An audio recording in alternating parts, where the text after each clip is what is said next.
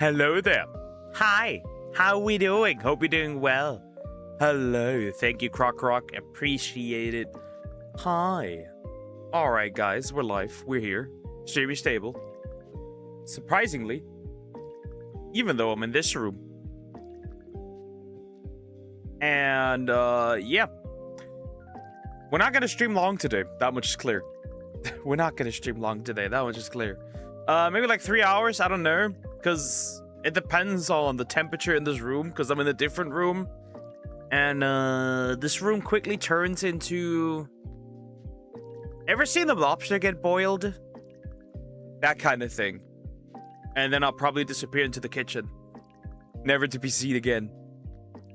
Like literally, the kitchen is the coldest room. That's where I will be going. Because right now we have a crispy 29 degrees Celsius. That's pretty good. Chat, that's pretty good. And I'm not in the usual room. Otherwise, this would have looked a little different. Hi, Salmax. Hi, how you doing? Hope you're doing well. Hello. And outside, it feels like 32 degrees. If you're outside. That's pretty cool, guys. Wonderful. And this is still a more colder day. Because the house isn't heated up yet. Life is interesting. You cheated me yesterday out. You cheated me yesterday. You only did 2 videos.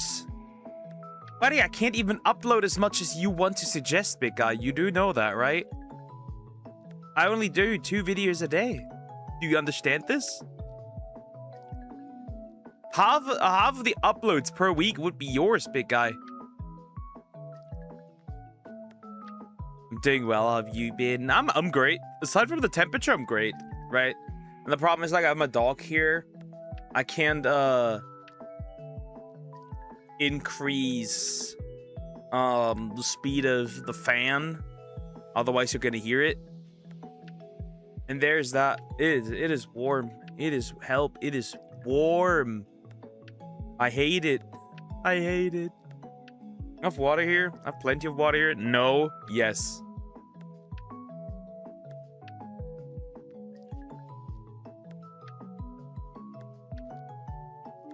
Buddy, that would mean like 6 of the videos I upload per week. Correction. If I do multiple video, duck, do an MJ video. I don't have an MJ video. At least not that I'm aware. Don't make excuses. There is no excuses. That's the truth. And the harsh truth is also that the Wolfie videos aren't also doing that well, which is also unfortunate. Anyways, I'm not gonna spend too much time on the yapping, and we'll just get into it. We'll just get into it, I think. Oh god, it's so warm in here. Help.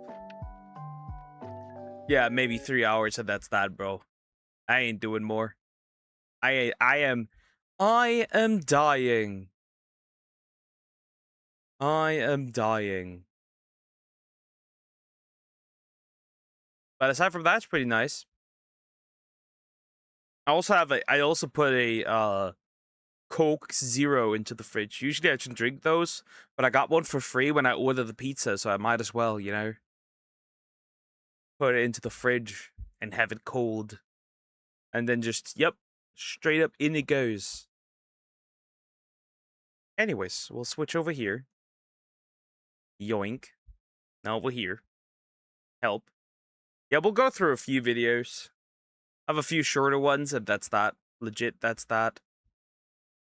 I also have a Greta video. Greta Thunberg. Crockrock's favorite. Most of the videos I don't think do well, like Fluffy Talks. The Fluffy Talks videos get like between like a 50 and 100 views, right?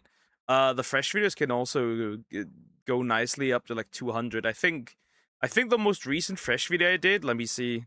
What did that do? What numbers did that do? That did quite numbers. It also did quite a few subs. Let me see. Where is it?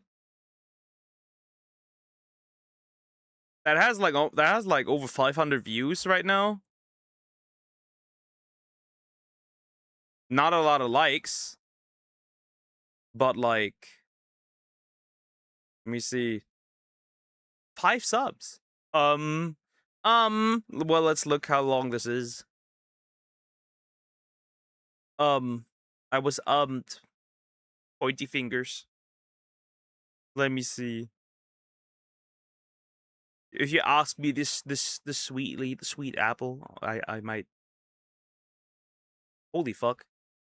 That's a lot. Killing Michael Jackson.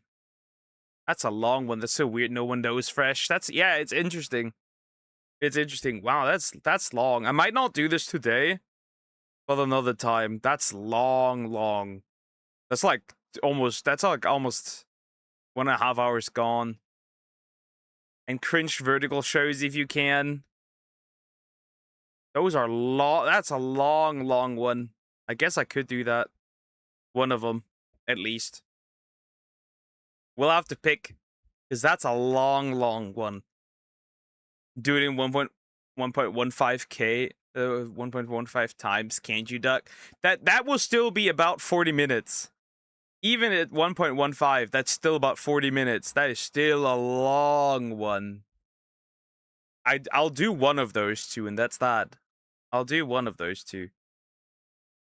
I'll pick one of those. I'll pick the vertical shows, and then next time we could do Michael Jackson. Anyways, I won't yap that long anymore. Water. My lips are already dry. What is this? Stop it. I sit here, shirtless, just with shorts, no socks. Do MJ. Then we'll do MJ. No, then we'll do MJ. Fine, we'll do MJ. Stop crying. Stop crying. Well, I'll make you my bee. You like that. Anyways. We'll start with this. Red Lake. Red is a scary color, so this is a scary game. Indeed, so it would seem, by John Wolfe. We'll look at this. We'll look at this. We'll look at this. I am incredibly curious what this is going to be about. The last one yesterday was interesting, right? Right? The last one yesterday was an interesting one. So let's look at this. Okay. Croc-a-rock. Croc-a-rock. What is it? What is it? So yeah, we'll see. We'll see. Wear some clothes first. I mean, yes. I could, but I won't. Don't you want to see my sweaty muscles reflecting in the sun? Anyways, also please consider liking and subscribing. I appreciate it. And so yeah, we'll go in. A scary game indeed. I wonder truly. Hey guys, it's John, and welcome to my playthrough of Red Lake, a game that... Red Lake, and of course, I've seen a trend with these, okay? I've seen a trend with these. Why on earth are all of those Russian? I've seen a trend with these. Why are all of them Russian? They're always Russian. What is the Russians, what is Russian indie dev? Obsession, what's the obsession with horror games? Badly made ones at that. Is for sale on Steam, and it looks so great. For sale. Definitely worth buying. What was it for sale? 99 cents? Great that I wanted to make a video on it, so here we are. Don't know what to expect, but from the screenshots I saw, not a whole lot. Let's start a new game. Not much to expect from the screenshots. Oh god. Russians are cooking the new war. Apparently they're getting pushed back. The Russians. There's a continue option, but I haven't started a game yet, so it doesn't work, I guess. Alright, chapter 1. There is a lake in Siberia, filled with red liquid that resembles human blood in its density, originating its name, the Red Lake. There are rumors of an unknown creature emerging from the lake. It could be mere talking, but we had no reports from the local forester for quite a while. Something must have happened. I got an urgent working call that day. They handed me secret files and sent me there. I'm pleasantly surprised that there's at least voice acting. That's so interesting. I didn't expect voice acting. Huh. Let me guess, all the budget went into the voice acting. That's surprising, actually, that there's voice acting. Huh. Not bad, I guess. I should go to this Red Lake and find what's English voice acting, mind you. going on. It just seems like another easy job. Like stealing candy from a baby's hand. But still, I feel like nothing good awaits me there. But I have a task, and going back is not a choice. I guess that's a thing. Poke, is that you speaking? Last time I checked, I do not have a Russian accent. That's last time I checked. I could be wrong, but I'm not Russian. If anything, you could expect me to have an Italian accent. But even then, that wouldn't work, because I never met the Italian side of my family, so that wouldn't work. You're driving with flat tires there, bro. Did you guys see the lifelike cows? We caught them in their natural habitat, so of course they were acting naturally and just stood around. Oh, cool. And Oh. We just straight up start with a gun. We just get a gun. Straight up. No questions asked. Just a gun. A pistol. Could be worse. At least you can defend it yourself. Also, we have a health bar or a heart, whatever. we have a gun for some reason. Okay. That is a fantastic resolution. Just arrived at the area. Very foggy in here. Visibility is low. First of all, I have to check the forest ranger and find out why he stopped communicating. Okay. Oh my god, this is That could just straight up be Medal of Honor. I'll be real, you can see this on the GameCube. Like legit, this could be just be straight up Medal of Honor. Like it literally gives me that vibe. this is great. So let's see. I'm guessing that's ammo in the lower left. Sure, leave your headlights on. That's not gonna drain the battery or anything. That's a super smart decision, and you're a go-getter. So okay, so the lower. Oh god! Why is movement so shaky? Why is it so shaky? What? Why does he move like this? Half of the circle is stamina, I guess. Okay, look how far away we are from the car. Like, you think you could sprint to this point without getting out of breath like that? Because it's not that far. That's like a 40-meter dash. Okay. So our dude's out of shape. Was that a fucking cat? That just looked like a cat. That was just a white, bright and white cat. We just missed a jump scare because I was too busy making fun of something. All right, I'm gonna settle back. Holy motion blur. Why was it so blurry? And why does it move like that? Back and get immersed, and maybe this will turn out to be a fun ride. Who knows? The Steam reviews were very enlightening. I only read a couple. Okay, when he sprints, it does that. I guess that kind of makes sense. Hi Zoom, how you doing? Hope you're doing well. I guess that makes sense. Okay, a bridge. Going over a bridge. But once I read them, I knew I had to play this. There's a dude on the bridge. Oh. That is indeed a dude. These are iron sights, everybody. It just zooms in. What's this guy doing?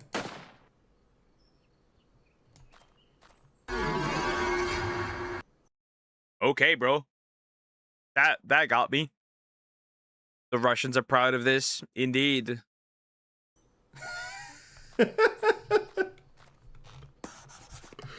Oh my god.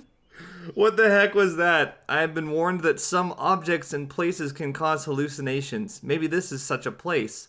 One thing's for sure, something is wrong here.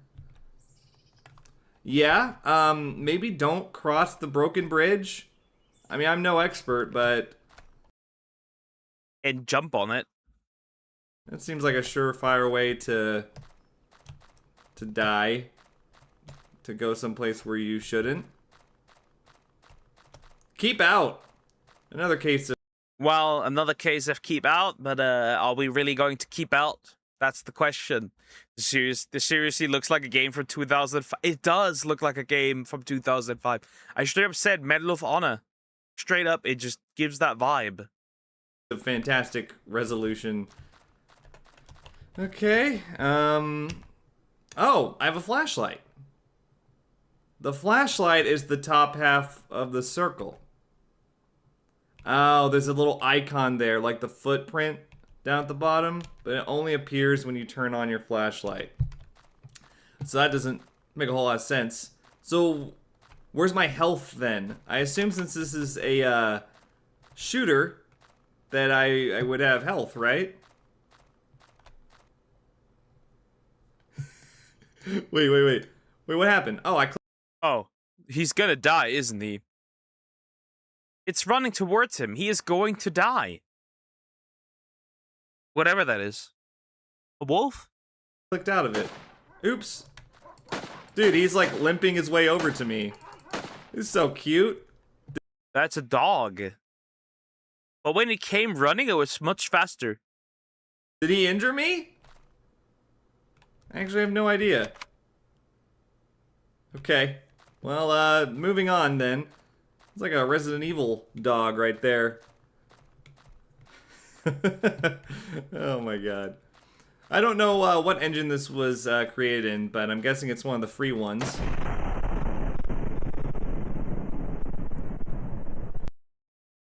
Yeah, that just caused the frame rate to do frame rate things. This might just as well be a game. This might genuinely be a game just from 2005. Whatever. Okay. Please tell me what you think. Was that slowdown due to dramatic, like slow-mo, epic, explosion, or was it lag? I'm hoping it's the... It was lag. It was lag. It's guaranteed to be. That was lag. You cannot tell me that wasn't lag. That was lag. Let's admit it. Face reality. That's lag. Hi GT, how you doing? Hope you're doing well. That is lag. Former, but for some reason I really want it to be the latter. So I guess I want it to be both.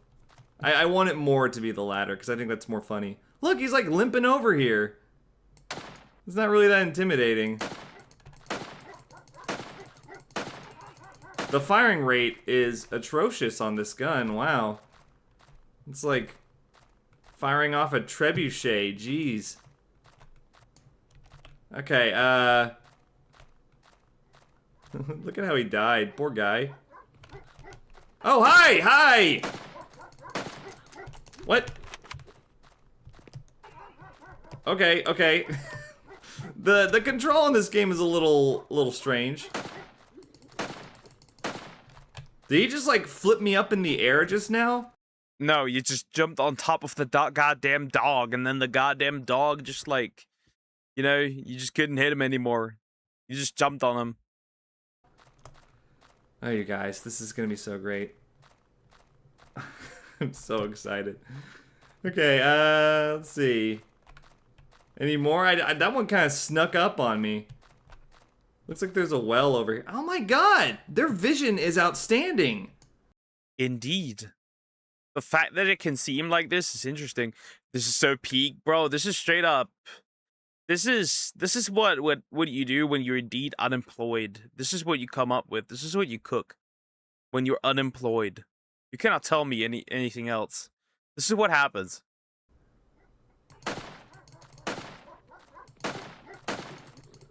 He caught me from super far away.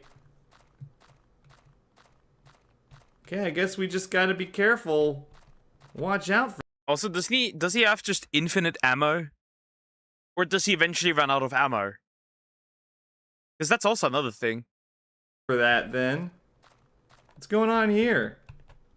Can I check up on anything? Like, is there like a use button or like observe?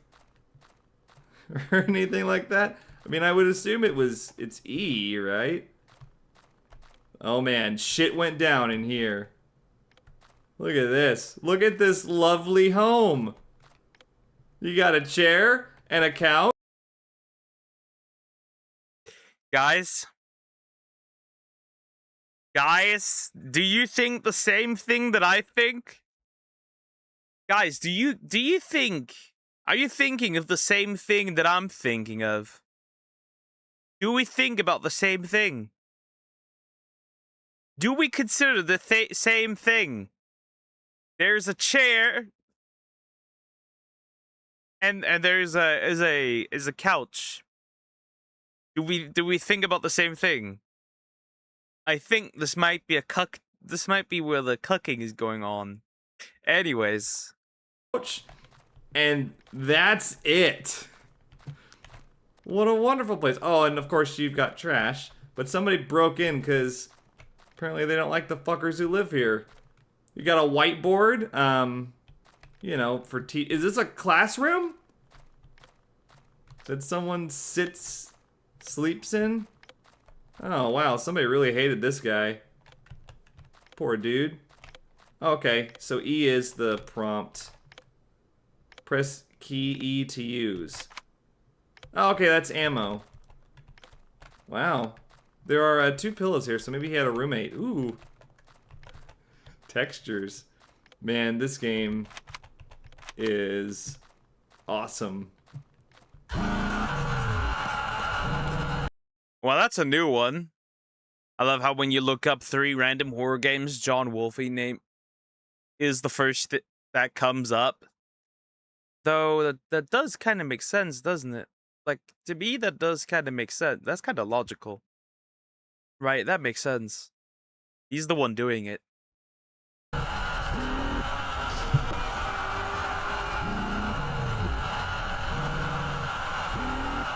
If just fucking keep screaming, just shoot it, man. Just kill it. Why won't it stop? I found the forester. His face was mutilated. That was very lengthy. That dragged on for a long time. Have no clue what would cause that. Dogs, is it them? I noticed something. He just keeps going. He just keeps screaming. Just take him out already. Just kill him. Just kill him already. What is happening? I can't even concentrate. Is he causing all that noise? Oh! What the fuck? Did the room just move to the other end? Why does he keep screaming like this? What's wrong with him? A lot of people have done it before, but I think most were after him. Well, then it kind of makes sense, right? He's essentially the face of this, then, isn't he? Right? That's just the logical conclusion, then. That just does make sense, after all. It just keeps screaming. I wonder if it keeps screaming now as well. Oh shit! Did you guys see that?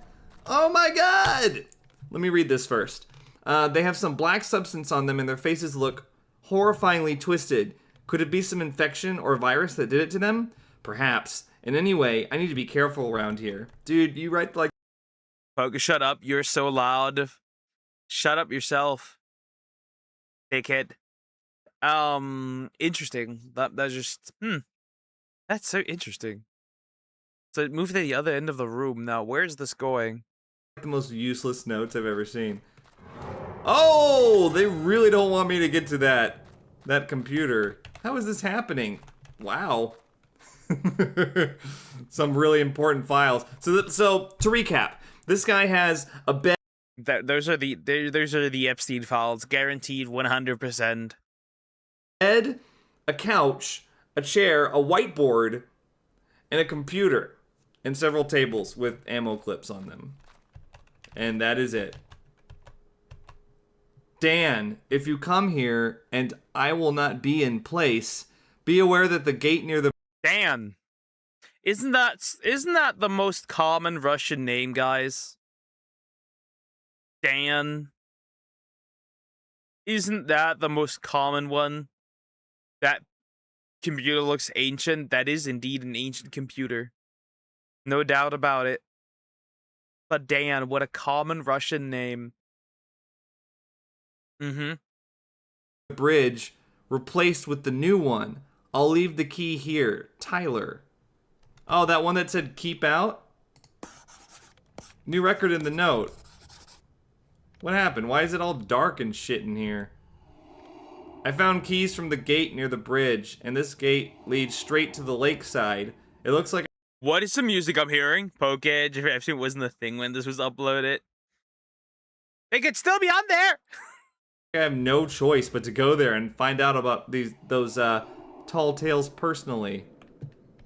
Oh cool, my flashlight has been draining this entire time. Great, let's let it recharge a little bit. So, so far this game is better than I could have possibly hoped. Oh, okay, never mind. He actually has a sixth possession. This right here, a little noteboard for all of his activities. Yeah, bro is definitely dying in a bit. 100% guaranteed. Something is coming. Whether it's already down there waiting or coming into the house, but something is coming. Definitely. Is there something we're gonna encounter on the way back? The body's gone, you guys. The body is gone. And his shoes are still here, so he's out there, you know, barefoot. He's out there barefoot, or at least, at worst, barefoot, at best, with just socks. Understandable, though. 100%, I get it. I get it. Barefoot. I'm just gotta wait for my flashlight to recharge. Oh my god. Uh-oh, there he is. It's not T-posing, right? Focus, stream this, please. I'm not gonna waste my money on that.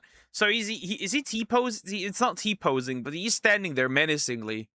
It's not T-posing, though. And he still looks horrifying. Oh, I clicked outside of the game. That is... Oop.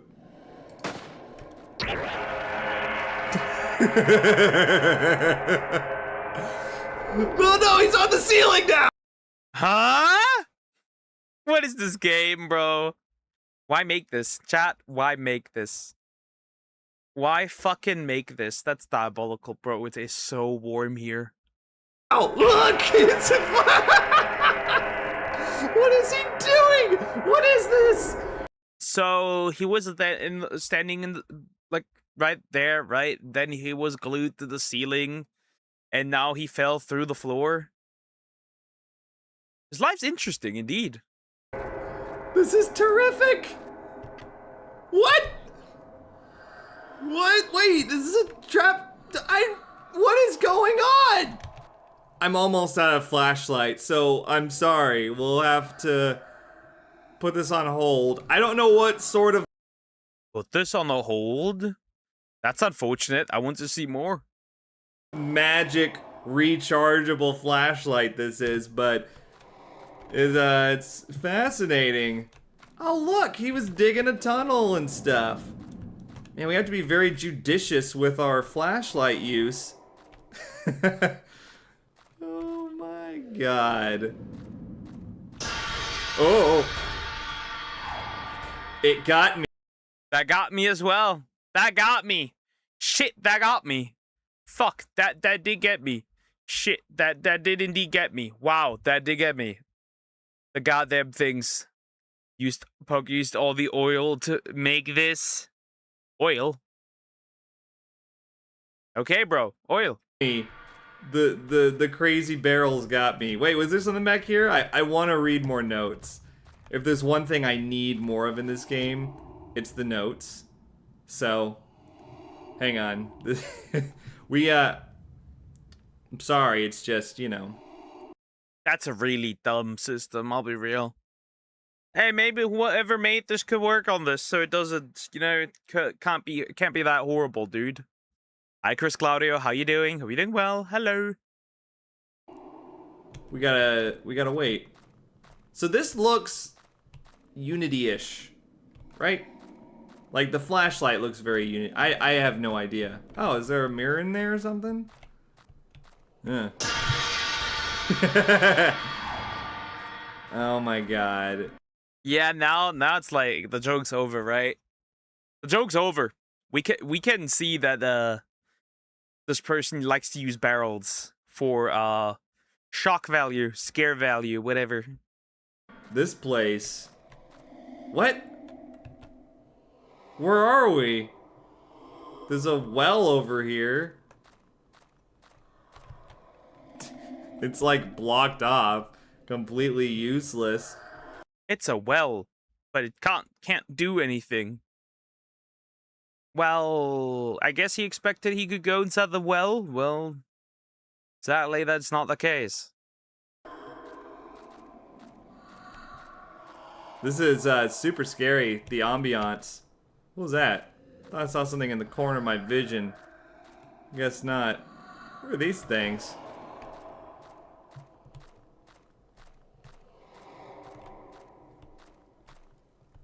Hey, somebody started a fire over here for some reason. Are they boiling something? Does it hurt? Yeah, I wouldn't. He's gonna figure out now if it does damage. Yeah, I wouldn't get too close to this, but he's definitely gonna figure out if this does damage. Right? He's already like walking close. Is like, do this do damage? If this was anyone else playing, they would scream. To be fair, though, they would probably scream not because they were scared, but because clip farming, right? And like entertainment, right? Hurt me? I can't tell because there's no freaking health bar. Okay, well I guess somebody wanted dinner or something. So, I guess we go back towards the bridge now? Might as well, I guess. Oh man, this is... I can't say enough about this. I'm having lots of fun. Excuse me. I really want to see what happens. Like, how does it all end, you know? With dogs. Oh, fuck! With death and dogs. With death and dogs. What? What?! How did I die? He bit me like once! I fired my gun as I restarted. Bruh. You restart from the beginning? No fucking... Okay, never mind. This game's dog water.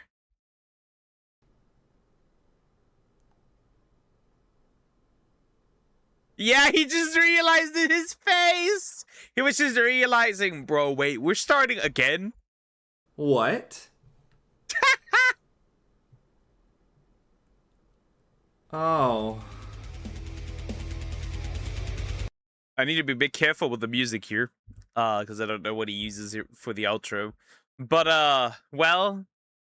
So, basically... He didn't really get through the game. And also, he fucking died to dogs. And now he'd have to redo it all over again. What shitty game design. That is indeed shitty game design, right? Like, you can forgive the flashlight, right? But you cannot forgive, right? You cannot forgive that you have to start all over again. That's not something you can forgive. I mean, you could probably get through this in like 7 minutes again if you're really fast, right? Half the time, but like, bro, that's stupid. That's fucking dumb, bro. That's okay. That's stupid. That was so. He doesn't even have an outro. He was such shock. Yeah, he doesn't even. Bro was flabbergasted.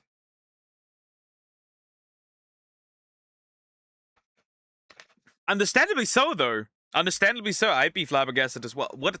Right? He wasted all this time. He can't even finish it. Right? So, like, wow, that's miserable. That was miserable. That's miserable, bro. Yikes. Okay, let me click on anything real quick. Anything. All right, let's do the... You know what? Let's do the Michael Jackson Right, one. so, speak... Shut up. Let's do the Michael Jackson one. Why not? Let's do it. It's a long one. This is a long one. I can guarantee you, this is a really long one. Let's do it. It's Michael Jackson is everywhere. Dumb. I will touch you. And yes, I mean that the way you think I do. Ooh, I'm just a head in the corner. My god, yeah. Oh my god, yay! Yeah. It was a long one, though. So yeah, the stream might be over when we're done with this almost. Yikes. Anyways, I'm putting it on 1.15 times. This is a long one. It's a mini documentary. Obviously, it'll be long. Let's just hope I don't get copyrighted. That's not fun. Hopefully there's no music in there. Otherwise, that'd be a bit unfunny. That would not be very fun. If I do say so myself. Anyways. Killing Michael Jackson. The dark secret behind his death by absolute crime. Poke, could you? I did not murk Michael Jackson. I didn't do anything. I had nothing to do with Michael Jackson. Anyways, yeah, we're going in. I actually don't have that much. I don't know that much about his death. Actually, I just know apparently that he overdosed on something, and that's that. But there's many theories out there that he didn't, and it's actually something else that happened to him, that they murked this man. Anyways, we're going in. Also, please consider liking, subscribing. I appreciate it. Thank you so much. And yeah, let's see it. Let's see it. Hopefully there's no music in there. If not, I'm gonna die.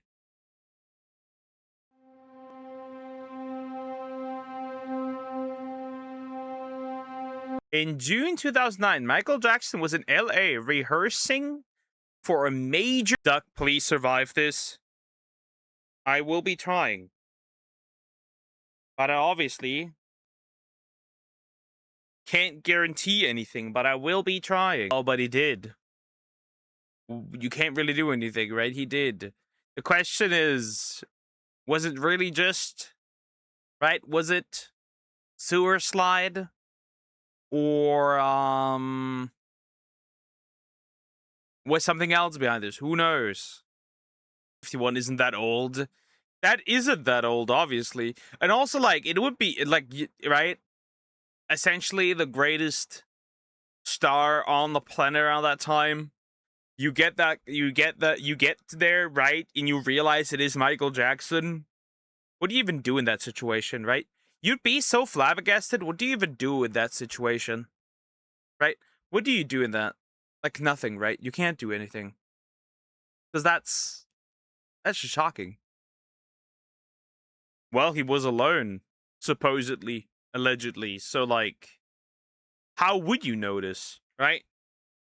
He was alone, allegedly. How would you notice? You couldn't notice, right? It just makes sense. Right? You'd never notice that. He was alone. Paparazzi. Paparazzi. Paparazzi everywhere. Of course. Are we surprised that that's the case? That is a huge, right? Whoever gets the story out first, right? That kind of thing, right? So, not really all that shocking. Disrespectful, yes, but not uncommon. Yes, but not uncommon, right? That makes sense. It isn't uncommon. This happens constantly. Definitely getting there's a high chance I'm getting murked for this video, chat. There's a high chance. There's a really high chance. It'll be Jover in a bit. Anyways, yeah, I just for now we only know that the paparazzi were there. What, a heart attack at what? A heart attack at 51? Feels kind of unlikely. Though probably more likely due to the medication, right? But still, that's a bit interesting. And so then his bedroom? Is it normal to have heart attacks at 50? I do think that's rather uncommon. Though, I guess heart attacks are something common in men. But like, even at 50, that's not super common. At least for someone that was definitely decently healthy. Yep, that wasn't surprising. And we'll switch to something else. And we shall switch to something else. I am not surprised. I am not surprised. I am not surprised.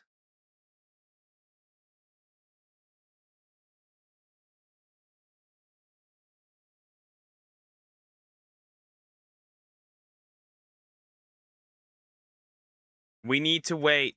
We need to wait. Wait, I can immediately delete this video. I don't need it anymore. How funny.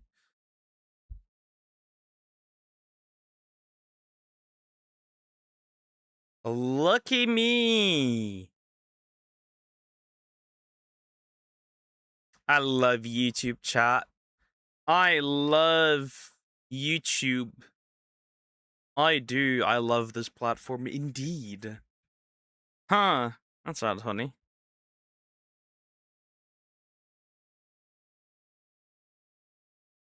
Now I just need to wait until we're back. Isn't that fun? I should drink some water.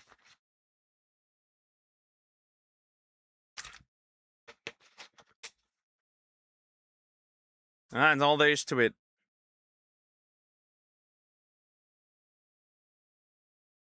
I shall add this. I shall add this.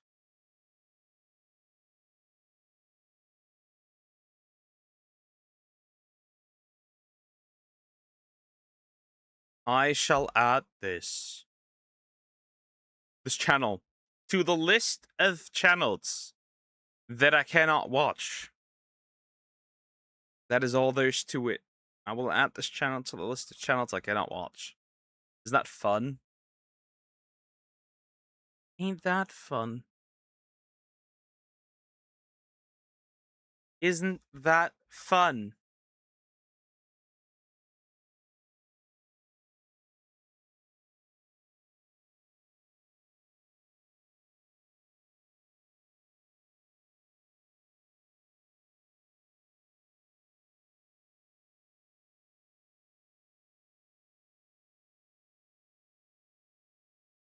You killed me.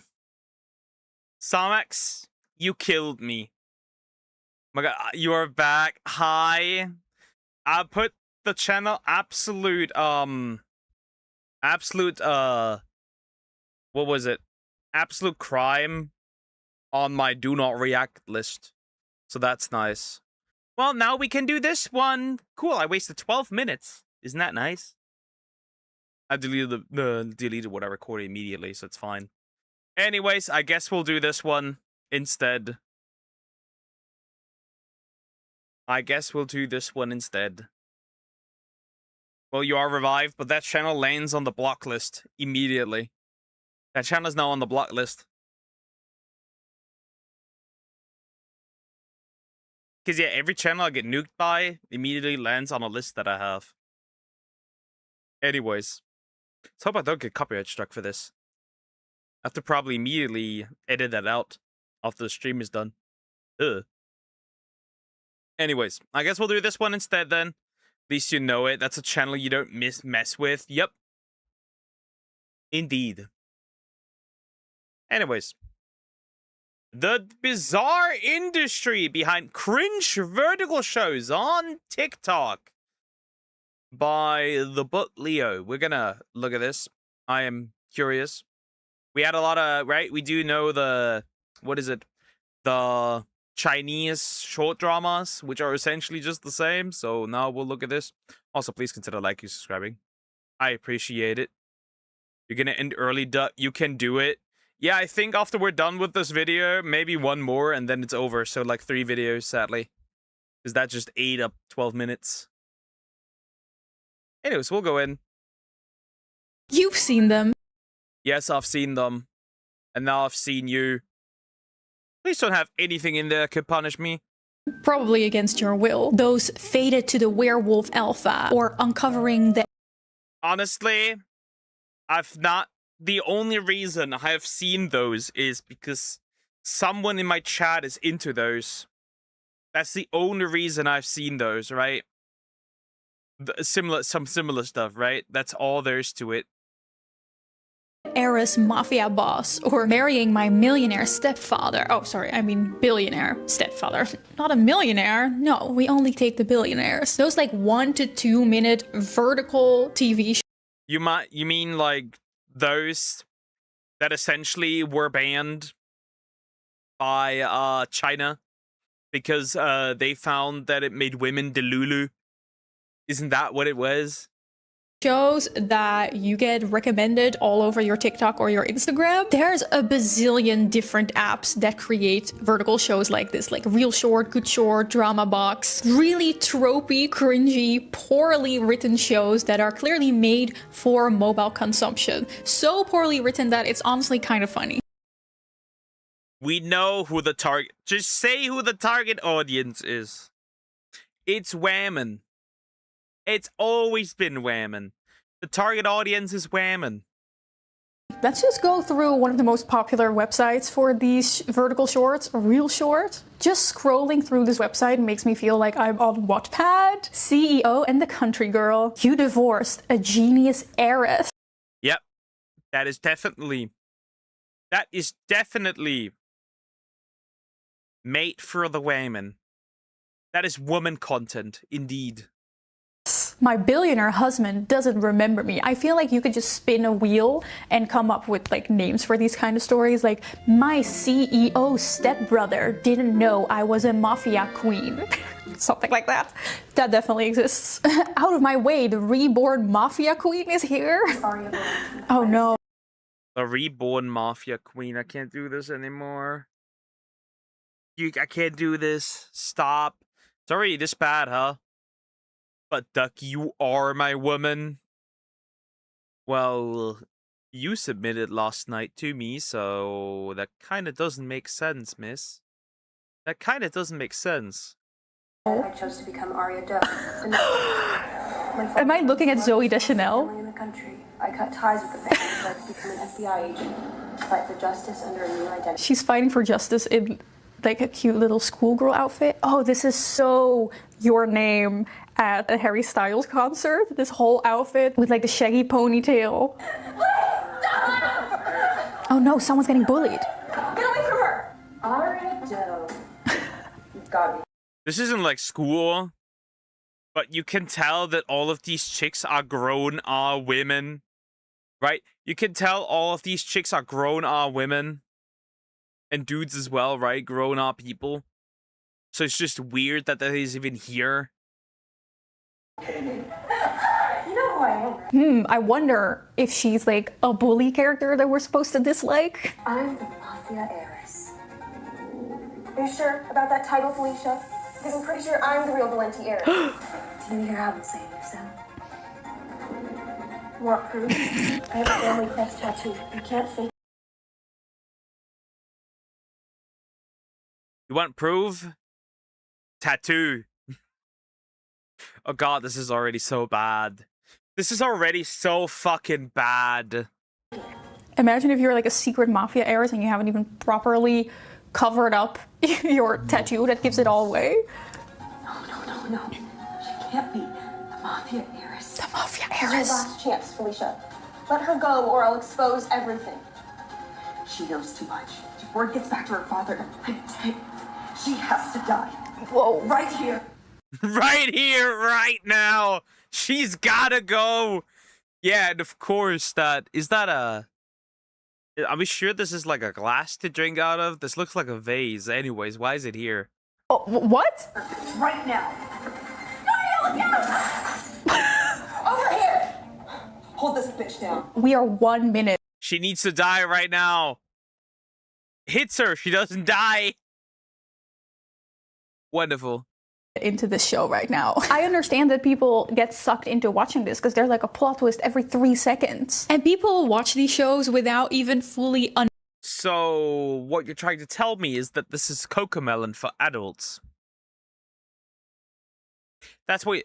Essentially, that's what you're trying to tell me. This is Cocomelon for adults. For grown-ups.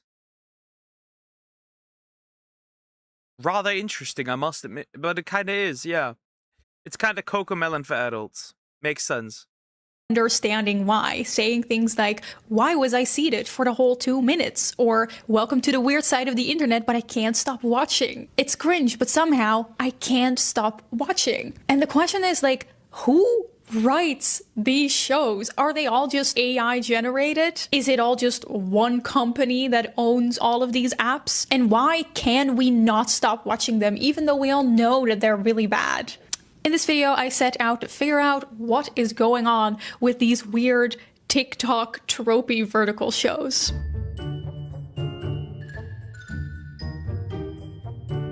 Before we get into who actually writes these things, let's just give some background information.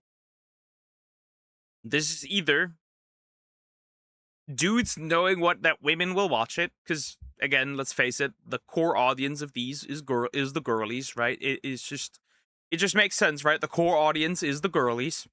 Let's not be delusional, right? The core audience is the girlies. Or this is women knowing what women will watch. Because I highly doubt dudes are sitting there and watching these. I'll be real. Okay, so the popularity of these kind of vertical shows actually started in China, where they are called duanju. It means short drama, and it refers to these like really bite-sized short shows that you can just watch on your mobile phone. Like the idea is that you... What was the last one?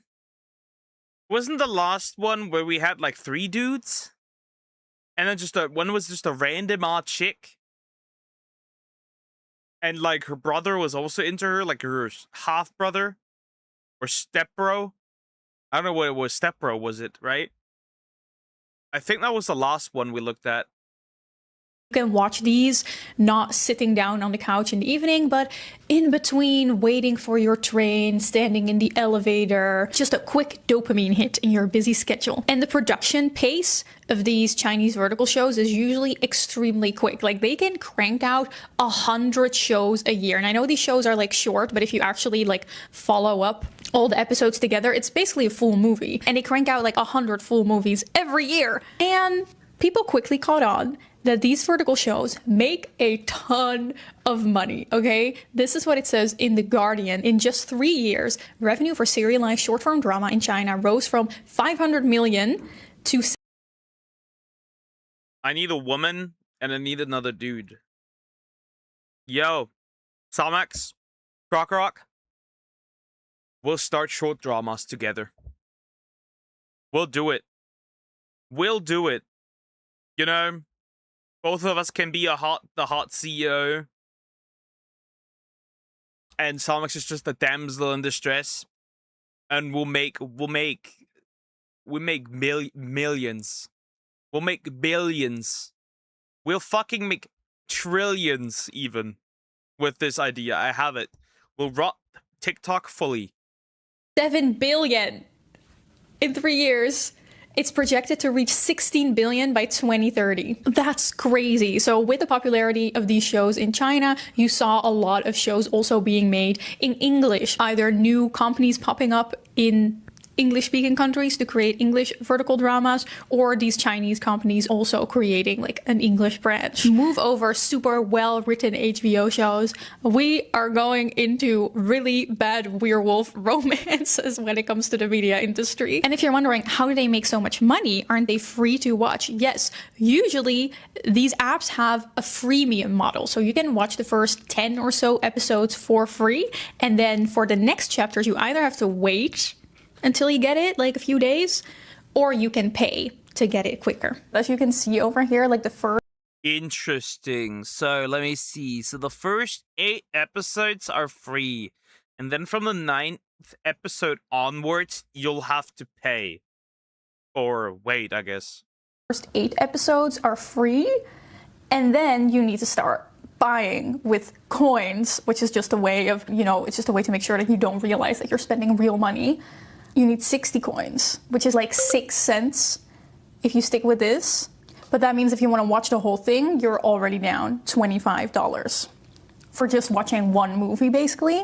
And that's assuming they keep costing 6 cents. Like, I wouldn't be surprised if the price goes up. They lure you in with their... Bruh. Huh. Why would you fucking do this, though? Why would you do this to yourself? First 2 chapters are free, and then you have to either pay or wait for it. That's just, oh my god, wow, that's pretty diabolical, because $25 for a movie that's crazy. Let's face it, that's fucking crazy. There are weird plot twists and probably a lot of like half-naked actors. So you pay just to see what's next, you know? You know when you're reading a book and it's late at night and you're just like, oh, just one more chapter and then I'll go to sleep. That beautiful moment, the power of the just one more chapter, they've monetized it. Now, because the production pace of these shows is so incredibly fast, they do create like a lot of work for actors. These micro dramas apparently offer a ton of jobs. The Guardian writes, for many actors, verticals have been a lifeline. At a time where strikes and cutbacks have made work hard to come by, they provide consistent jobs. Verticals are typically filmed in 7 to 10 days, with 2 cameras capturing scenes. Because they're essentially just low-budget movies, aren't they? They're just low-budget dramas. So you don't need much, right? It makes sense that these are done in 7 to 10 days, and then you just, like, essentially sell them for $25. And that's that. They are low-budget movies. You can probably film these pretty easily. Because they're just low-budget. In a single take. It's pretty clear that, like, quality is not a priority here. Anthony Zuiker, who was the creator of CSI Crime Investigation, now is also a writer for these like vertical shows. And he tells The Guardian, you can write an hour movie in a couple days, shoot for 5 days, and then have it on a platform in 10 days. That's crazy. I mean, it's not surprising to me that you can write a story like that in a couple days, because it's not very good. But my question is, who writes these stories in a couple days? I know we're all joking about like how bad these are, and like obviously you could write that in a couple days, but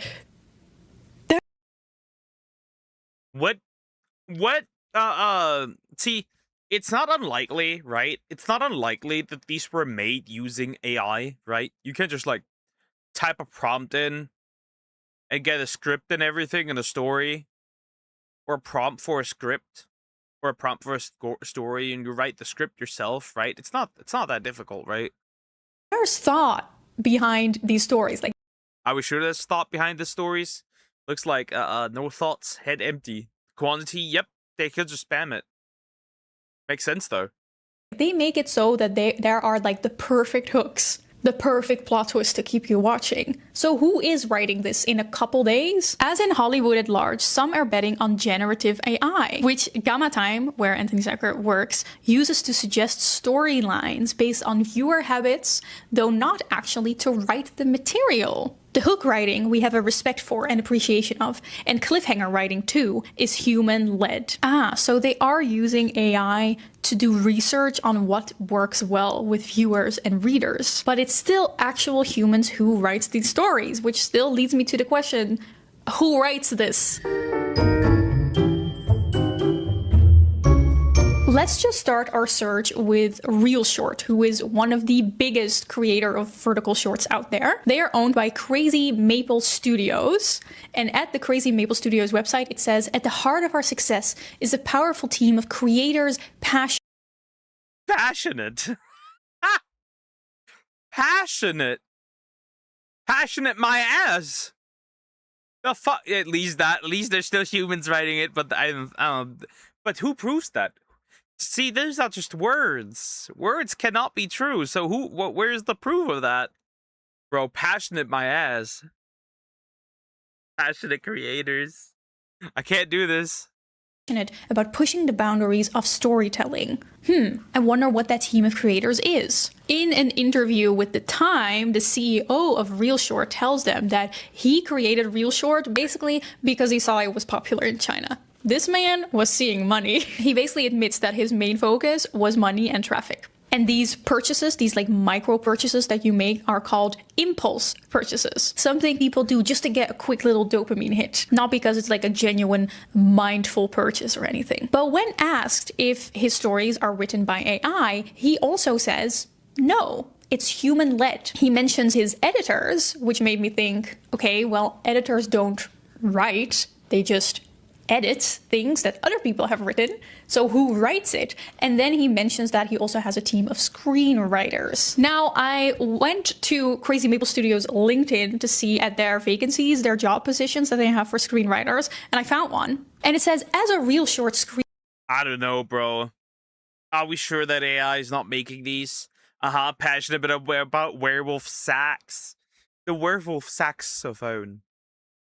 Yeah, very passionate about that. Indeed. Super passionate. The most passionate men I've ever seen. I'm shocked. Flabbergasted even. Why would you do this?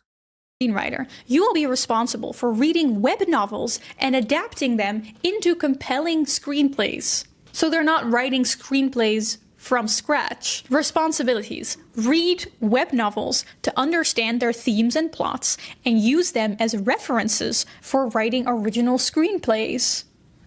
Huh, but then where are... So, essentially we can just say that they're adapting web novels and turn them into stories. That's realistically what it is. Are these web novels that they're adapting coming from? And yet again, my question is, who's writing the web novels? Before we get into it, I just want to pay attention to the fact that almost all of these vertical show apps claim to be like completely data driven. It's very much like we love AI, except they're not using AI to actually write it. So they claim, this is what the mother company of the app My Drama says, since we are developing a media tech company, we have much data at our fingertips. For instance, our book platform has millions of monthly users. This gives us... They even have a fucking book platform? Huh? You should have been a short drama writer. Thought you chose the wrong career. So it would seem. I chose the wrong career, so it would seem indeed. I did the wrong thing. I went down the wrong way, the wrong path. This was it. This is it. I should have done this instead. Wow. Well, you can still always change your career, right? You can still always change your career path. Plenty of insights into audience interests. Our book platform. When I read this, I went into a little rabbit hole looking at all these like real short drama box, good short story things. And I found out that almost all of these vertical show apps have a sister company that is a book platform. I'm familiar with books. I can talk about that. I have opinions about that. These book apps are very reminiscent of Wattpad, basically. So just...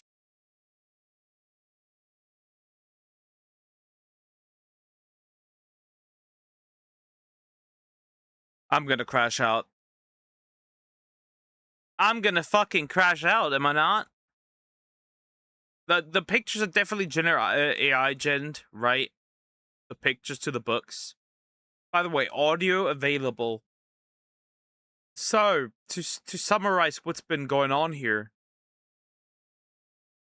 It's just the exact same shit. But as a book. But it's the exact same garbage, but as a book. It is the exact same. A website where anyone can write their story and share it with an audience, and the audience can read these stories for free.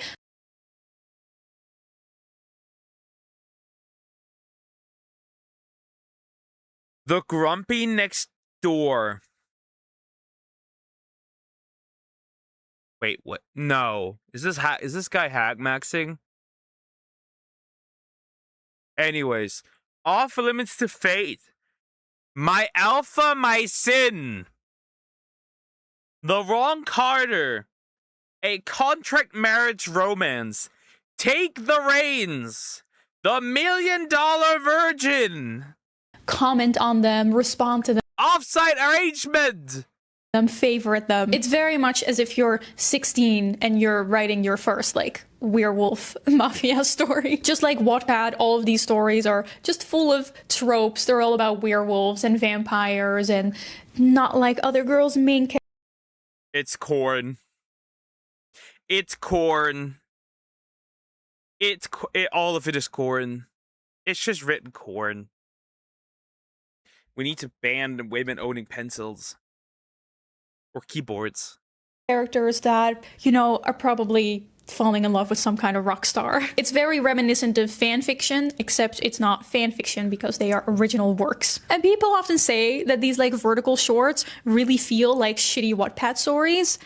That's not a coincidence. Real Short has a sister company called My Fiction. My Drama has a sister company called My Passion. Candy Jar is owned by the same company that owns Galatea, the interactive story app. Good Short also has a sister company called Good Novel. All these apps have a sister company that is just like a Wattpad-esque book platform where anyone can just write stories. Okay, I have a theory, guys, and I'm gonna say it. So people write write quote unquote the books, and then the short app just essentially adapts these. And it very much looks like that this is the case. To me, that seems to be the case. It seems very logical that that's the case. Doug, you're saying them too passionately. Do you have a secret? Do you read those? Nope. But I write them with us in as the leads. A really popular show on Real Short is Snatched. Snatched a billionaire to be my husband. And let me guess, it's a random plain Jane woman. A Billionaire to Be My Husband, which has almost 200 million views. Oh, she's drinking. I need my engagement ring back. How dare he? My mom said it's a family heirloom. Is this because my family went bankrupt? It's not my fault. Is this acting?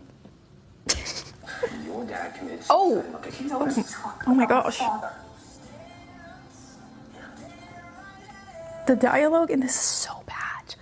Anyway, we go to My Fiction. Oh, look at that. It's a really popular. Is this 16 million? No, or 6 million? I think this is 6 million. Wait. Hands. It's 16 million. It's the tag is marriages. It is fucking 16 million views. 16 million.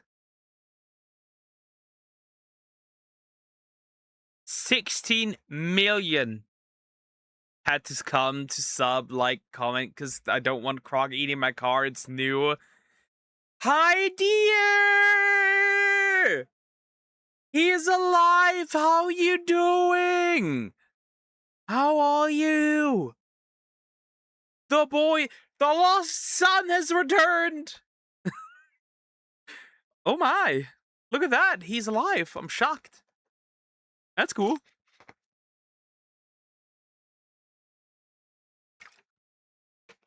That was a little longer than in a week, my friend. Wow. He's alive. Never been so happy to see someone. He lived. Yes. Songs watched that, by the way. Yeah. We know what she does. We know what she's one of the 1 point. It's actually 16 million. There's no point in there. It's 16 million. Actually. God. Yeah. It's horrible. It's horrible. Popular story on My Fiction as well, with 60 million reads. With the same plot, her scumbag fiance ended their engagement after her family went bankrupt. Billionaire disguised as gigolo. I can't even take a look at it. What a name, billionaire disguised as gigolo. That's crazy. That is just a word. You just have to not believe. Indeed. 60 million watched it. 60 million read it. That's how bad. Yes. There is 16 million delusional women out there that read this and now believe that they deserve a billionaire. You underestimate the power of honey. Yeah, especially when it comes to you, my lovely apple. The ship has advanced. Anyways. Until I log in, and when I try to log in, I immediately have to pay. But this is Billionaire disguised as gigolo. It has 500,000 views. And if we go to My Passion, which, oh my gosh, They're so Obsidian Alpha. My mate has 2 wolves. Bro, is that just hello? You know who would perfectly fit on this website? The ultimate writer, right?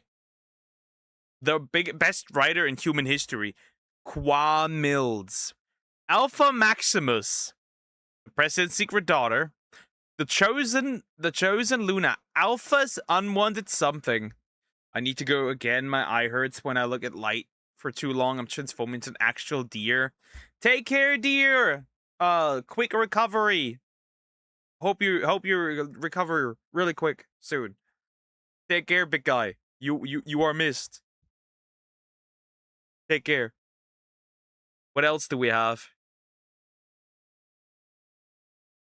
What else do we have? Something hockey. Be obedient. That's you, girl. You have been very submissive around me. You cannot be obedient. much AI here. Oh, there it is, mistaking the billionaire for a gigolo.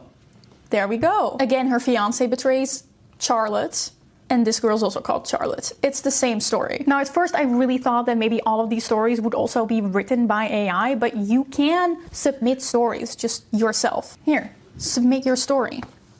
Rewrite your future. Everything on this website is AI, but the stories do seem to come from humans. I mean, I don't know if those humans use AI to write it, but 11 million. Well, that might happen, right? I don't think anybody kidnapped by the mafia. You should dedicate a stream to reading one of these. That would be funny. You really want me to torture me, huh? On Samek's birthday. Samek's got the duck as a birthday present. Anyways, moving on. Read a Quan Mills book for me, duck. It'll be hilarious. You can no. I will not waste my money on this. Views on Kidnapped by the Mafia. Oh, this is actually really cute. She's too bright to be a waitress here forever. With the payment from this mural and my wage, I can finally get Derek his dream birthday gift. Just again, immediately hitting us with all of the exposition. So all I gotta do is knock Maya down. Send her over. Wow. Oh, yeah, that's diabolical, bro. Knock her the fuck out? Okay, that's crazy. Wow. This gets worse. This just gets continuously worse, chat. It just gets continuously worse. Now we're drugging. That girl earlier was cute. I wonder if the man in the leather jacket is part of the mafia secretly. Vincenzo and pocket the $1 million. Don't you also always, when you're scheming and you're alone, you just say out loud the scheme you're scheming? Hey, babe. You must be exhausted. Here, have some water. Thanks, babe. Guess what? That was the most suspicious way a person could ever say, hey, have some water. I just got paid for the mural, so someone's going to have a surprise gift for her birthday. You're the best. Here, drink some water. I know you're thirsty. You don't blame me, Violet. That's $1 fucking million right there. She's gonna die. Okay, anyway, this story, it's also written Kidnapped by the Mafia. Leia, is it Leia AI? Yes, it is. Yeah, they're absolutely written by AI. Guaranteed. 100%. These are written by AI, and that's guaranteed, yeah. Yeah, a lot of these are written by AI. 100% illegal, indeed. Indeed. same story about the same characters, but the first chapter is different because this seems to start in a restaurant. They changed the story, but it's definitely very clearly based on this story that was already doing really well on their sister app, Good Novel. Loving my... Wasn't she already a waitress? Wasn't she already a waitress? Or did I just misunderstand something? Because I thought that lady was a waitress. I'm pretty sure that lady was a waitress. Right? Makes sense which human would actually sit down and write this slop. Women. brother's best friend. I thought you loved me. I'm telling you, Con, it was the longest flight of my life. No, yeah, I've been literally dreaming about leaving my bra for 6 hours. I'll talk to you tomorrow. She's Bye. quirky.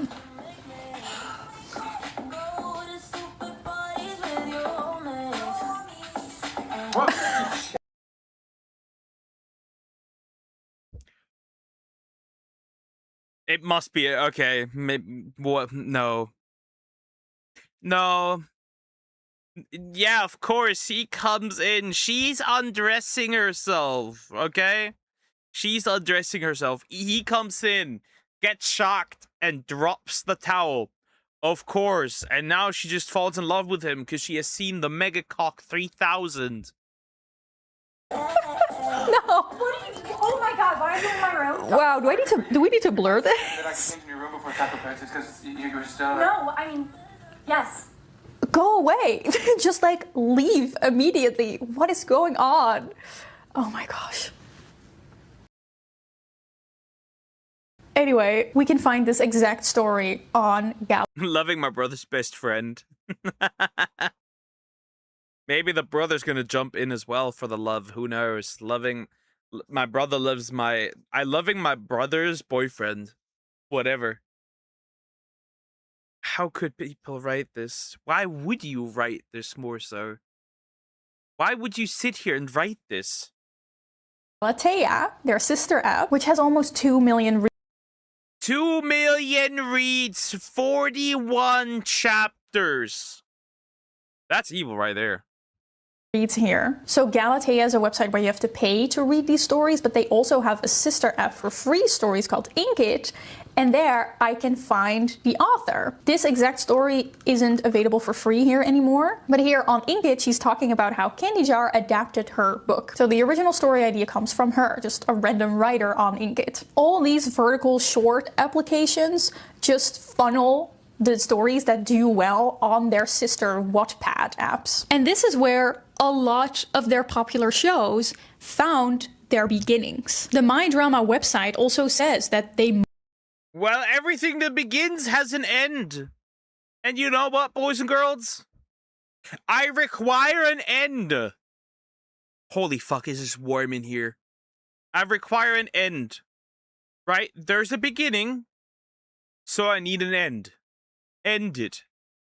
Delete the website. Thank you.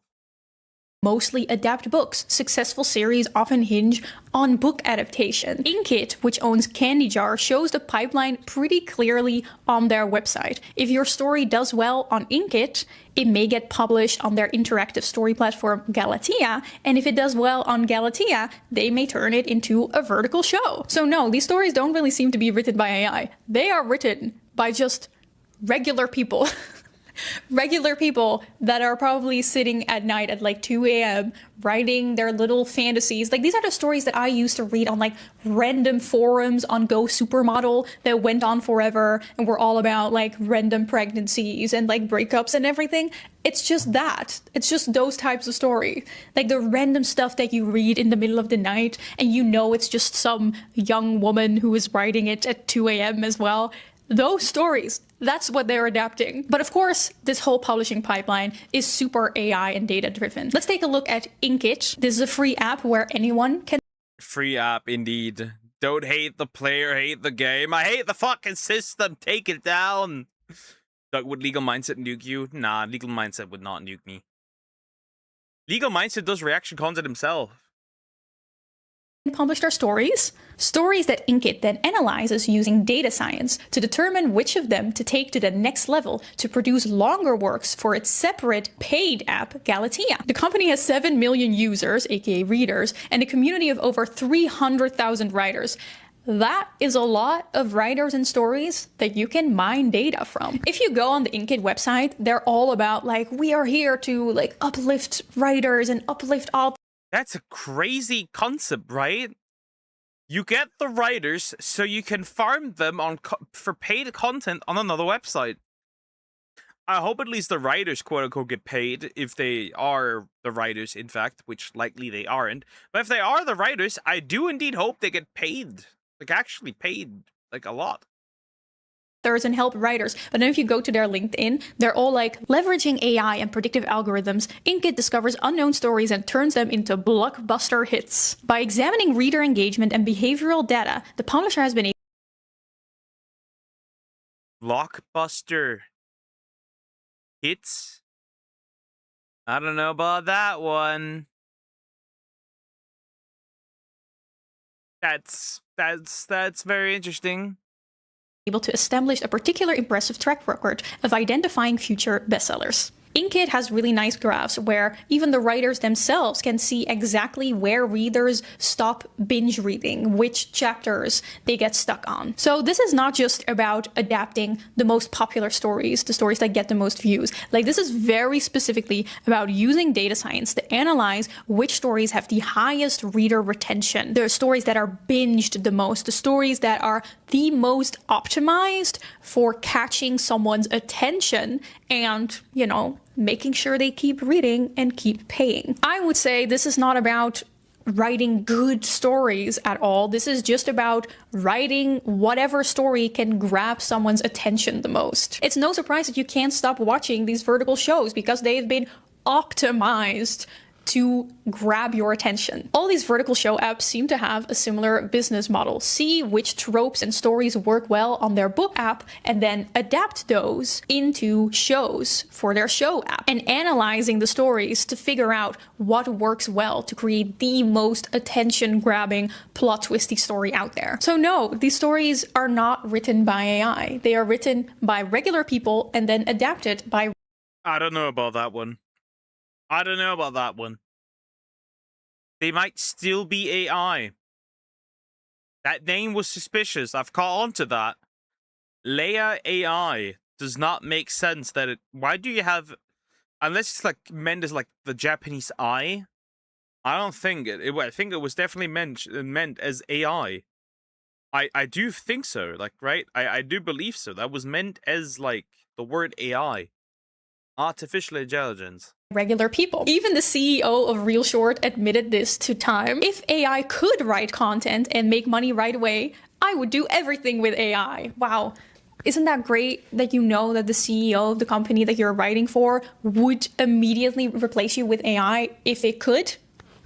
Isn't that such a nice thought as a writer? But he doesn't use AI because even he knows that the best way to get cheap, edge-of-your-seat stories is just let people create their slop. Works. Hello, Pocket. Hi, Fran. How you doing? Doing well. Hello. He's also out in Germany. Yes, we've hit 30 now. We've hit 30, which is why this will today also be a short stream, because this room is hot. I'm sweating like shit. I'm sweating like a pig, right? I'm sweating so much. If vegan activists were closed, they would do activism for me, because I'm a fucking pig right now. It is horrible. Is to let the Wattpad girlies write it for you. Even an extremely AI-forward company like My Drama still employs human writers. I bet all these companies would immediately use AI if they could, but you know, the data has just shown that AI can't write what a Wattpad writer running on 3 hours of sleep can write. So how do they make sure that all these writers churn out as many bestsellers as they can so they can like film a whole movie every 10 days. The slot machine. You know, there's slot machines, and then there's the slot machines. It's 45 degrees Celsius here. Do you live in the Sahara? What? Bro, that's diabolical. Now you may be thinking, that's why these shows are so poorly written, because they're just like Wattpad stories, and we all know that tropey Wattpad stories are really bad. Even if they get adapted, I'm looking at you after the After movies that all started as just like One Direction. After we collided, after we fell, after ever happy, after everything. Thanks, it sucks. Fanfic on Wattpad. Yes, I get it. Wattpad stories aren't very good, but also these platforms very much encourage their writers to produce as much slop as quickly as possible. Let's just take a little look at the writer benefits that a lot of these book apps provide to their writers. Let's see, if you want to write for my fiction, which funnels to Real Short, if your story gets adapted to Real Short, you do make $3,000. Now, I'm not an expert on film adaptations, but I'm guessing that usually authors make a little bit more for giving away the rights to a story. You get a signing bonus if your story starts with 30,000 words, but then, and this is the insidious part, you get extra money, $100 a month, if you publish every single day for a minimum of 25 days in a calendar month. and post a minimum of 50,000 words in a single month. I just want to let you guys know that 50,000 words, that's like a novel of 200 pages. You are incentivized to write and upload every day and write a whole novella in a singular month for $100. $100, mind you. $100. So you have to publish and publish and publish and publish and publish and publish every single day. You have to nuke out dog shit slop every single day. 25 days a month to get $120 monthly. And then you just get 3Ks if it 3K if it does get adapted. Your slot book. What on earth? These are 100% written with AI. You cannot tell me that these stories aren't written with AI. That's insane. That's insane. And if you keep this up for at least 3 months, your monthly allowance goes up to $200. The longer your book is at completion, the more money you make. Again, incentivizing you to write such extremely long books. And guys, I cannot overstate 300,000 words. That is 3 full-length novels. 3. And you get $500 for that.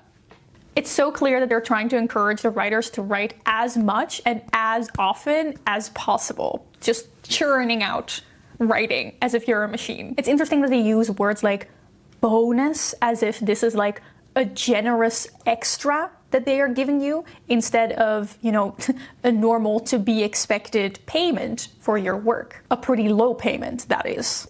Hello, Editing Leo here. So there are implications on my fiction and a lot of these other book websites as well that writers will receive income from royalties aside from just these bonuses, since readers can pay to read the stories on these websites, but it was pretty much impossible for me to find the exact percentage split of these royalties. The best I could find was this Facebook post that shows that my fiction offers 60% royalties, and a Reddit thread where a writer mentioned gaining 50% of net royalties. So not total royalties, but the net royalties. And that's a bad deal, by the way. Most literary agents in traditional publishing take a 10 to 20% royalty cut. Anything above 20% is seen as pretty outrageous. And I understand why they get away. So you get fucking farmed. You get farmed. It might be slop, but they farm you for your slop. Okay, that's pretty interesting. That's rough. That is rough. That's quite painful, isn't that? That's rough. With this because payments for writers usually are very low. A lot of writers don't make any money from their writing, so they can give you anything and the writer will probably be grateful. You know, if you write for a literary magazine or something like that, you're also not going to be paid a lot. But the difference is that the literary magazine is going to give you a lot of freedom and it's not going to push you to push out 3 full-length novels in 6 months. Crazy. If you want to write for my passion, you also have to write at least 60,000 words, because the longer the story is, the higher the potential income will be. The only goal here is profit. If you want to write for a good novel, which funnels into good short, again, you start with $100 if your first book starts with 30k words, and then again, you get a monthly bonus if you update any of your books with more than 50,000 words and 25 days within a calendar month.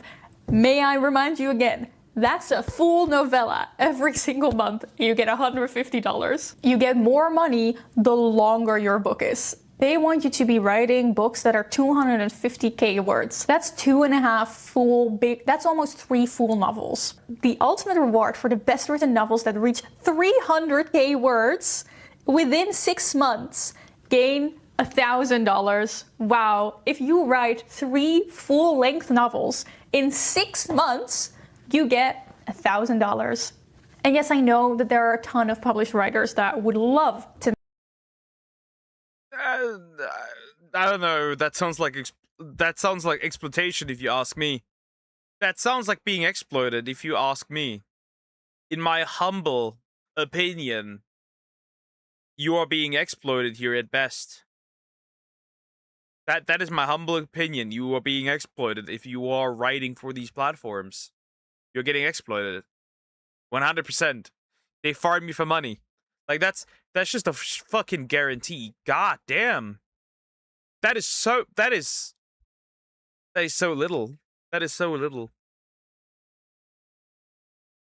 Make this amount of money because writing just makes so little, but it just feels shady to me. You know, instead of just relying on their hired writers, they just get a bunch of people to write as much stories for them as possible, and then they just see which ones do well on their website. So they can rake in the big money that comes from these vertical shows.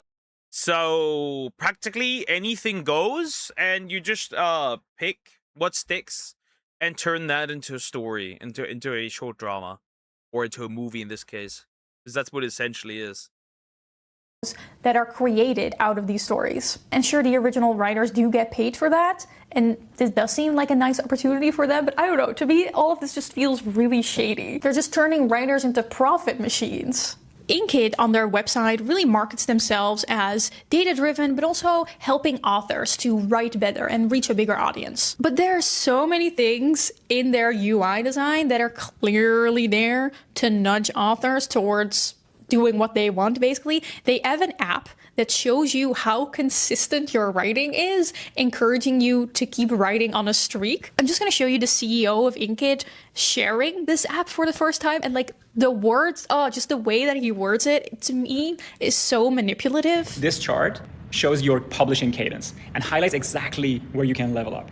Consistency is every author's superpower. The stronger your writing rhythm, the stronger your reader's habit of racing back for the next chapter. Think of this chart as your writing hype squad. Every bar is a win, and every gap is a nudge to keep the streak alive. I try to see what happens if you try to write something for them, and if you write in their writing machine, the word count turns red when it's not the optimal reader engagement word count of 1900 to 2500 words per chapter, and it turns normal again when it is. It all feels very manipulative to me. Yes, of course, it's there to help the authors find a bigger audience, I guess, but it's clearly also because, you know, this company wants you to write stories that will make them money. It's not really about encouraging authors to write for self-expression or for art. The goal is to make these stories as optimized as possible. Your writing is their money. Yep, and then they can turn it into short stories. That's the overall plan and the idea. I'm not surprised and not shocked either. Making machine. These websites tend to market themselves as like, we're here for authors, we're here to help writers make money and find their audience. But just by the way that like their money system is set up, it's so clear that their main goal is to just have you, regular person, write a story for them that is optimized for reader retention and that is as long as possible so that they get more content. This is not about the quality of the story. This is about, will you keep paying to read? Now, imagine that you are one of these companies and you have this beautiful data-driven algorithm that just parses through all these storylines and the reader retention data and is like calculating what the most binge-worthy storylines are. What do you need to keep this algorithm running? Yes, a lot of information, a lot of data, as much as possible. Now, how do you get as many stories on your... Well, you have the book website, right? You have the book thing. And then you can just feed that into AI, and the AI analyzes what would work best, and also the algorithm, right? And then you optimize for that. And that's how you get 16 million on I Bag the Billionaire. Anyways. Platform as possible. Preferably, you want to keep certain variables the same. You know, you want to get a ton of stories in like the werewolf genre, and then like a ton of stories with like CEO billionaire trope. So you can do the best data analysis. How do you get as much as that as possible? Oh, right.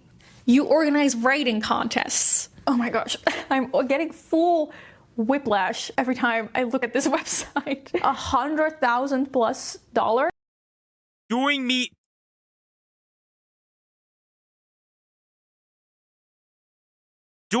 to the fullest? Good novel annual writing contest. Doing me to the fullest. What do you mean by doing you to the fullest? What do you mean by that? These girlies are AI generated. I can guarantee you that much. Duck be a billionaire?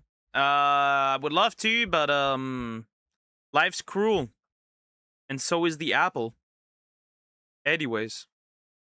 Okay, that's a lot of money. You have to write a story about women breaking free from the chains of failed relationships. This seems to be a really popular trope of like women breaking up with their shitty fiancés. Oh, and there also needs to be a survival game. Okay. Inspiration, werewolf, billionaire, survival game, rules. Are all fucking women that consume this, are they all just furries in disguise? Is that what it is? Are all of those just furries? Is that what this is? Are all of them just furries? A romance line is required. No artistic freedom here. You do get to make a lot of money. Like, as someone who has entered into writing contests before, this is a lot of money. Here, every book that reaches 100,000 views gains money as well. I hate to say it, but you don't get that with kind of traditional writing contests. So how do they judge if your story is good? Is there like a jury that checks if your story is well written or interesting or like a beautiful story? Oh no, they just look at book page views, ratings, reviews, gems earned, and then just like story structure, okay. But let's be honest, it really is about the page views and the ratings probably. Oh my god. So if you want to be eligible to win, the story that you enter the contest with needs to be over 400,000 words. The winning book must have over 400,000 words. So the winning book must have 4 novels worth of words. That's 4 full-length novels that they want you to write just for a chance of winning, yes, a good amount of money. But there's probably dozens and dozens of people that are putting in the work of 4 full novels that are not getting anything from this. That's insane. Like, usually when you enter a writing contest, there's a maximum word count of like a few thousand words so that the jury doesn't get overloaded with stories. Like, do you really think a jury is gonna read like tons and tons of 400,000 words entries? No, of course not. It's just gonna be some kind of data algorithm finding out which stories get the most views and get the most reader retentions. New year, new story contest. If you win, you get $300 and you get published on Galatea, which means you will gain royalties. Again, you need to write at least 30,000 words. Again, I highly doubt there is some kind of jury out there that is going to read all these 30,000 word entries. Oh no, it says here themselves, the winner selection is determined by Inkit's algorithm, analyzing reader behaviors when interacting with your book. This is all just... So yeah, the algorithm does it. There's nobody going over this and is like, this is actually a good book. They're really just like, read this. So it must be good. Just about how much the story is able to catch the attention of its readers. Ooh, Forbidden Ink Dark Romance and Taboo writing contest. Winners... Oh god. Oh god. Fanfiction poetry are not eligible. So you can't just have Shreks. Interesting. Mature and age-restricted content is allowed if correctly labeled. Great. Are identified by our proprietary algorithm using key engagement metrics, including but not limited to reads, comments, and reader retention. It's so clear that the goal here is to just create the most like algorithm attention grabbing story out there so they can make a lot of money once it gets turned into an interactive story on Galatea and then a vertical show on Candy Jar. Also, these writing contests always have some kind of specific prompt like taboo or werewolf or sci-fi, which is so smart because that way they get a ton of stories with the same tropes and the same theme. And they only have to pay the winners, but all those other stories, that is still a bunch of data that they can use to figure out what the best way is to write a story that grabs people's attention, which then their screenwriters can probably use to write vertical shows with. It's a whole pipeline. It just makes me so sad that like writers are such a vulnerable group that are so easy to exploit. It's just fucking diabolical. But again, I believe a lot of this is AI slop. A lot of the stories written are AI slop. Because, yes, I am absolutely sure that AI can write stories. The only thing you technically have to do is proofread real quick, though even then you could probably just have a tool for that as well. Just let it throw over that, could correct inaccuracies, and there you have it, right? Just do that as well, right? It's that simple. Exploit, and it's so clear that these companies seem to know that. Like, one of the FAQs on the My Passion website is, I've never made an income from writing before. Would anyone actually pay to read my work? Yes, the writer's hard work deserves a financial reward. To me, this really feels like they're preying on the fact that these writers aren't even used to getting any money for their work. Let's look at this very professional job recruitment. Okay, not too long. Okay, under 100k words per story. You get a 50-50 profit split. Workflow. Pass the writing prompt test. Sign the contract, start writing, earn money. Yeah. Imagine you're looking for a job and there's a vacancy and you're trying to figure out how much they're gonna pay you and it just says, earn money. Yeah. They really all present themselves as if they super care about their writers, but if they really cared about the writing, they wouldn't, one, admit that they would they would replace them with AI if they could, and also they would just hire staff writers. But the producers of these shows, yeah, make money. Yeah. Honestly, use one AI to make the story, put in 3 others, and one by one, and make them humanize it. And there you have it. And that probably won't take that long. they definitely don't care about the writing. A New York Times journalist talked to the producers and actors of these vertical shows, and they don't mind that the quality of the writing is bad. They literally say that they don't even see it as an art form. They just see it as like algorithmically produced content, which it is. It is. That's pretty much the opposite of what it says on the My Fiction website, which supposedly aims to support and reach your full potential as a writer. And yes, like I said, it's pretty normal for writers to get paid very little for their work, whether they publish or win a writing contest. But that's because most literary magazines don't have a lot of money. It's not a very lucrative industry. And they usually ask for a few thousand words maximum, not hundreds of thousands of words. But these vertical show companies are some of the fastest growing companies out there. It is a huge, booming industry. They have money. To me, it just feels like these companies are exploiting the fact that writers don't expect to get paid much, whereas their whole platform wouldn't exist without these writers. A huge part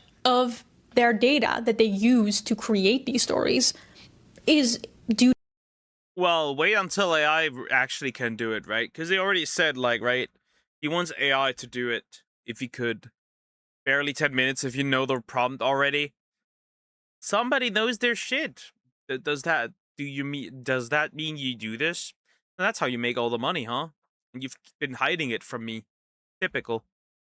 To these writers. Also, a lot of these vertical show apps do have in-house writers and in-house screenwriters as well who write these shows from scratch, presumably using the data and information that they got from the reader retention information on those book apps, but I'm not sure. In an interview with screenwriter for these vertical shows, Isabel Drian, she says that the main problem for the writers of these vertical shows is, not surprisingly, the low pay grade. And a lot of writers get into vertical show writing because the barrier of entry is just so low, despite the low pay grade. It's easy to get into. John August, a popular screenwriter, asked his followers to send in experiences with writing for these vertical show apps. Someone said, I spent 6 months writing for Real Shorts. As a writer, it was terrible. The first 10 chapters were poured over with repeated rewrites until all the joy was taken out of them. Then pretty much they didn't care. Creative decisions were made entirely by algorithms based on what was selling. Probably not exactly the creative environment that you want as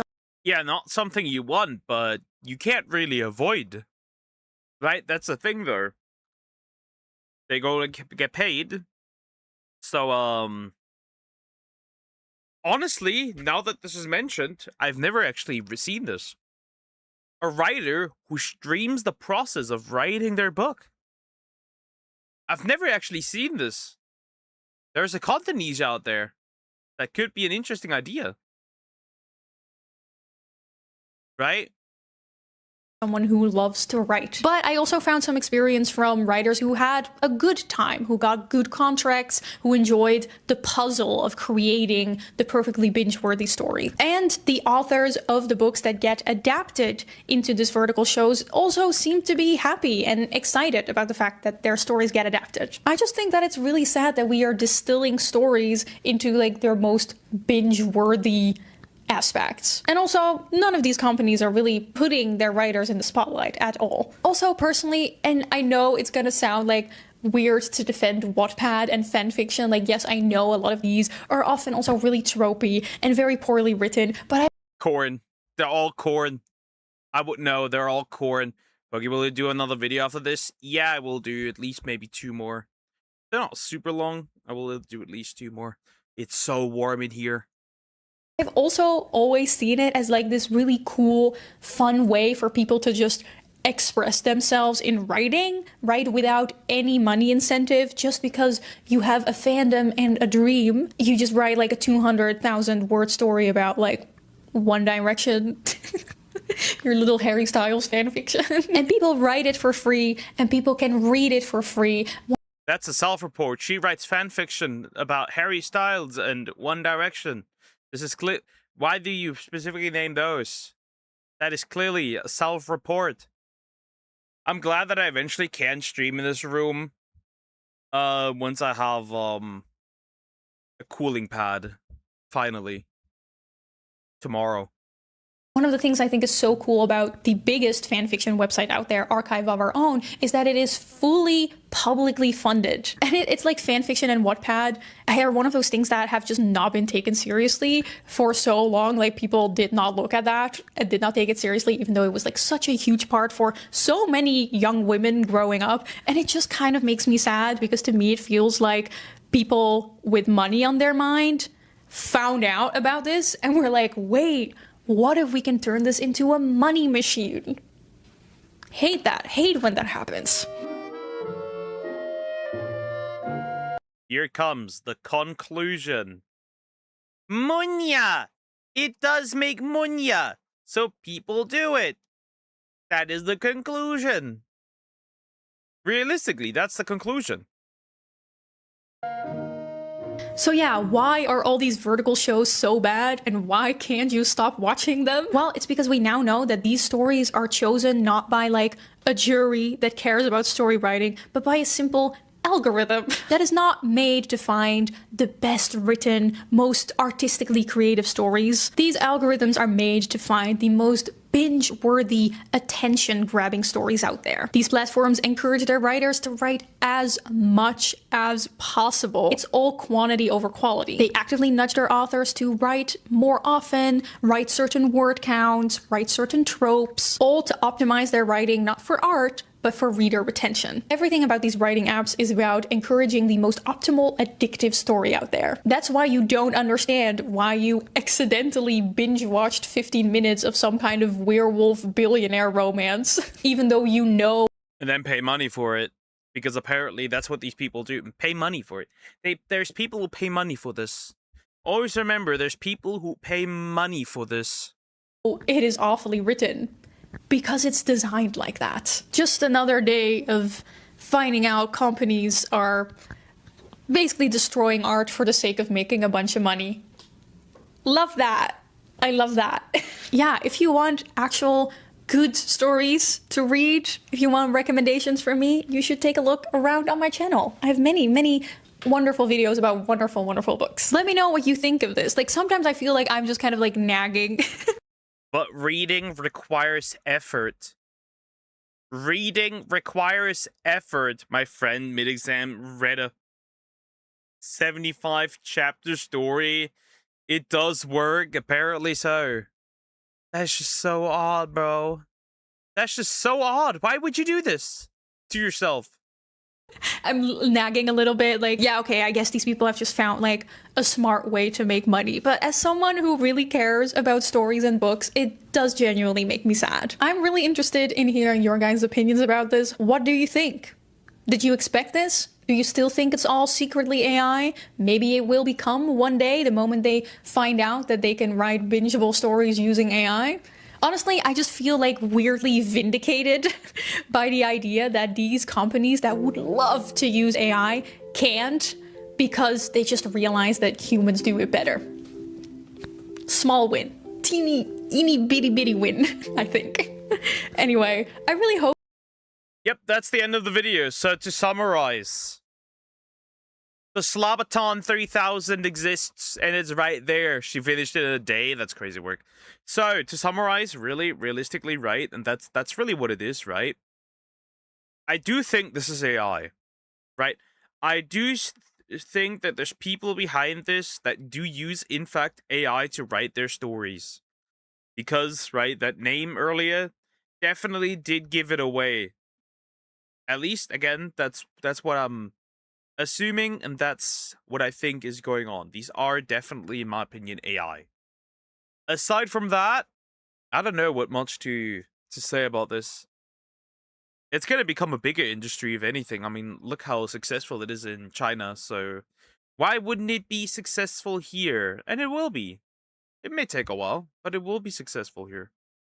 And I'm curious to see where it goes. Yeah, the Slobaton 3000 exists. It's short drama and books. Great. Now we've gone through this 1 hour, like almost 45-minute video. Wonderful. Wonderful.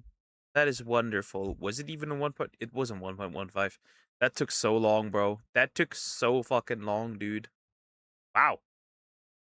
Dick Crocker still sent one? Or not?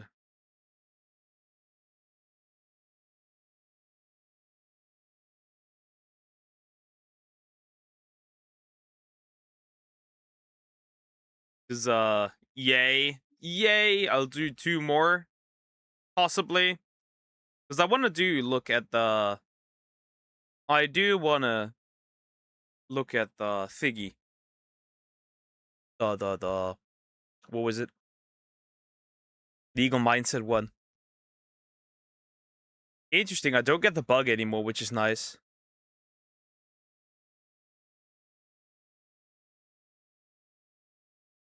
Aside from that, I will do the Legal Mindset one now. And then whatever is left of the slop. I love slop. I'm a piggy. I'm a good piggy, chat. Are you a good slop piggy? I sweat like one. I am water. If I had a Pokemon type, I would be a water type. That much is clear. That much is clear. Anyways, we'll do this one. This one isn't super long. Vitaly just ruined his career with one false accusation, apology plus lawsuit by Legal Mindset. We're going in. I've actually never reacted to Legal Mindset. Meagle Mindset. Let's switch those around. Anyways, we'll go in. Let's see how much Vitaly got fucked. Also, hey, please consider liking, subscribing. I appreciate it. Thank you so much. Yeah, we'll go in. I'm indeed curious where this goes. Indeed. Let's hear it. Vitaly is back in trouble, this time with a potential career-destroying lawsuit on the horizon. How is so his career was already fucked before. How does his career get fucked even more than it already has? Right? So there's that. It's already fucked. So, I don't know. Weird. And after a severe mess up. We're going to do that today on The Legal Mindset. We teach you to be your own judge. I'm Andrew Esquire, American attorney. This is a Fast Facts video, the quick and dirty version of the latest in legal news. So as you guys may know, we are no stranger to Vitaly Zordovetsky. We had covered him in his nuisance streaming in the Philippines. It's at the same time as Johnny Somali was going on. Yeah, the Johnny Somali stuff, right? Which is interesting, right? Because I hope this guy actually, right? I do hope Johnny Somali does indeed hit the jail. He deserves to hit the jail. Longer. I mean, he's definitely going to hit the jail, but I mean, like, longer, right? I want this man to go longer, right? in Korea, nuisance streaming was a huge problem, and we were really pushing for the maximum punishment there. Well, Vitaly is out of jail, and it was released very recently, and it seems he did not learn his lesson because he's in trouble yet again. And this time, we're going to talk about the plaintiff, Akash Singhania. He was falsely accused of a heinous crime, and because of that and the liability that Vitaly has incurred, this may end his career and end his streaming altogether. So let's get to my opening statement. So Vitaly was released. All right, here we go. Vitaly. Okay, here we go. Johnny Somali stuff was a fever dream. It just never ended. He just dug deeper. He just legit dug his grave deeper. He just kept going and going and going and making his life worse and worse and worse. Like, it just didn't stop. He legit just kept going. Right? It's so interesting. He legit just kept going. It just keep getting worse. Anyways. From the Philippines in January 2026 after serving approximately 290 days, about 9 to 10 months, for harassing individuals in Manila and Bonifacio Global City. Now, Vitaly, as soon as he went out, people were wondering which way he was going to go. I was speculating, was he reformed or not? Well, he went right back to his old content, and one of the things he went right back to was his predator catching videos. Now, the problem with the predator catching videos is that their focus is more on humiliation than Yep, they're also not really, right? He's not really catching. There's no catching going on, right? Nobody's being caught here. So this never made sense to begin with, right? Nobody was getting caught out here, right? Not that we're really surprised, but let's face it, nobody was getting caught out here. There was no catching. Philippine government was such a joke. Yeah, so the thing what I'm seeing is probably that right, he tried to appeal to the fact, right, that he, how do you say this, right? He tried to convert to Christianity, and the chances are that they used that was used. And then he could just leave. Humiliations rituals. The thing is, like, also, was he actually going after actual, like, Preds? Because I don't know. Was he genuinely going after those? If he was, then that's obviously a different, like, I don't know. Yes, then I kind of don't have a problem that he was humiliating these. But that really depends. Like, if he wasn't going after actual ones, then there is a problem here. Generating clips and generating clips from that humiliation than actual serious law enforcement. These people were not being routinely handed over to law enforcement. They were not getting criminal charges. It was really just to generate clicks and views, and they weren't going through the same rigor. Oh, so they weren't even punished in the first place. Well, that's wonderful, dude. No, that's just amazing, dude. So they weren't even punished the first place. No Frogan. That's so interesting. We had Frogan yesterday.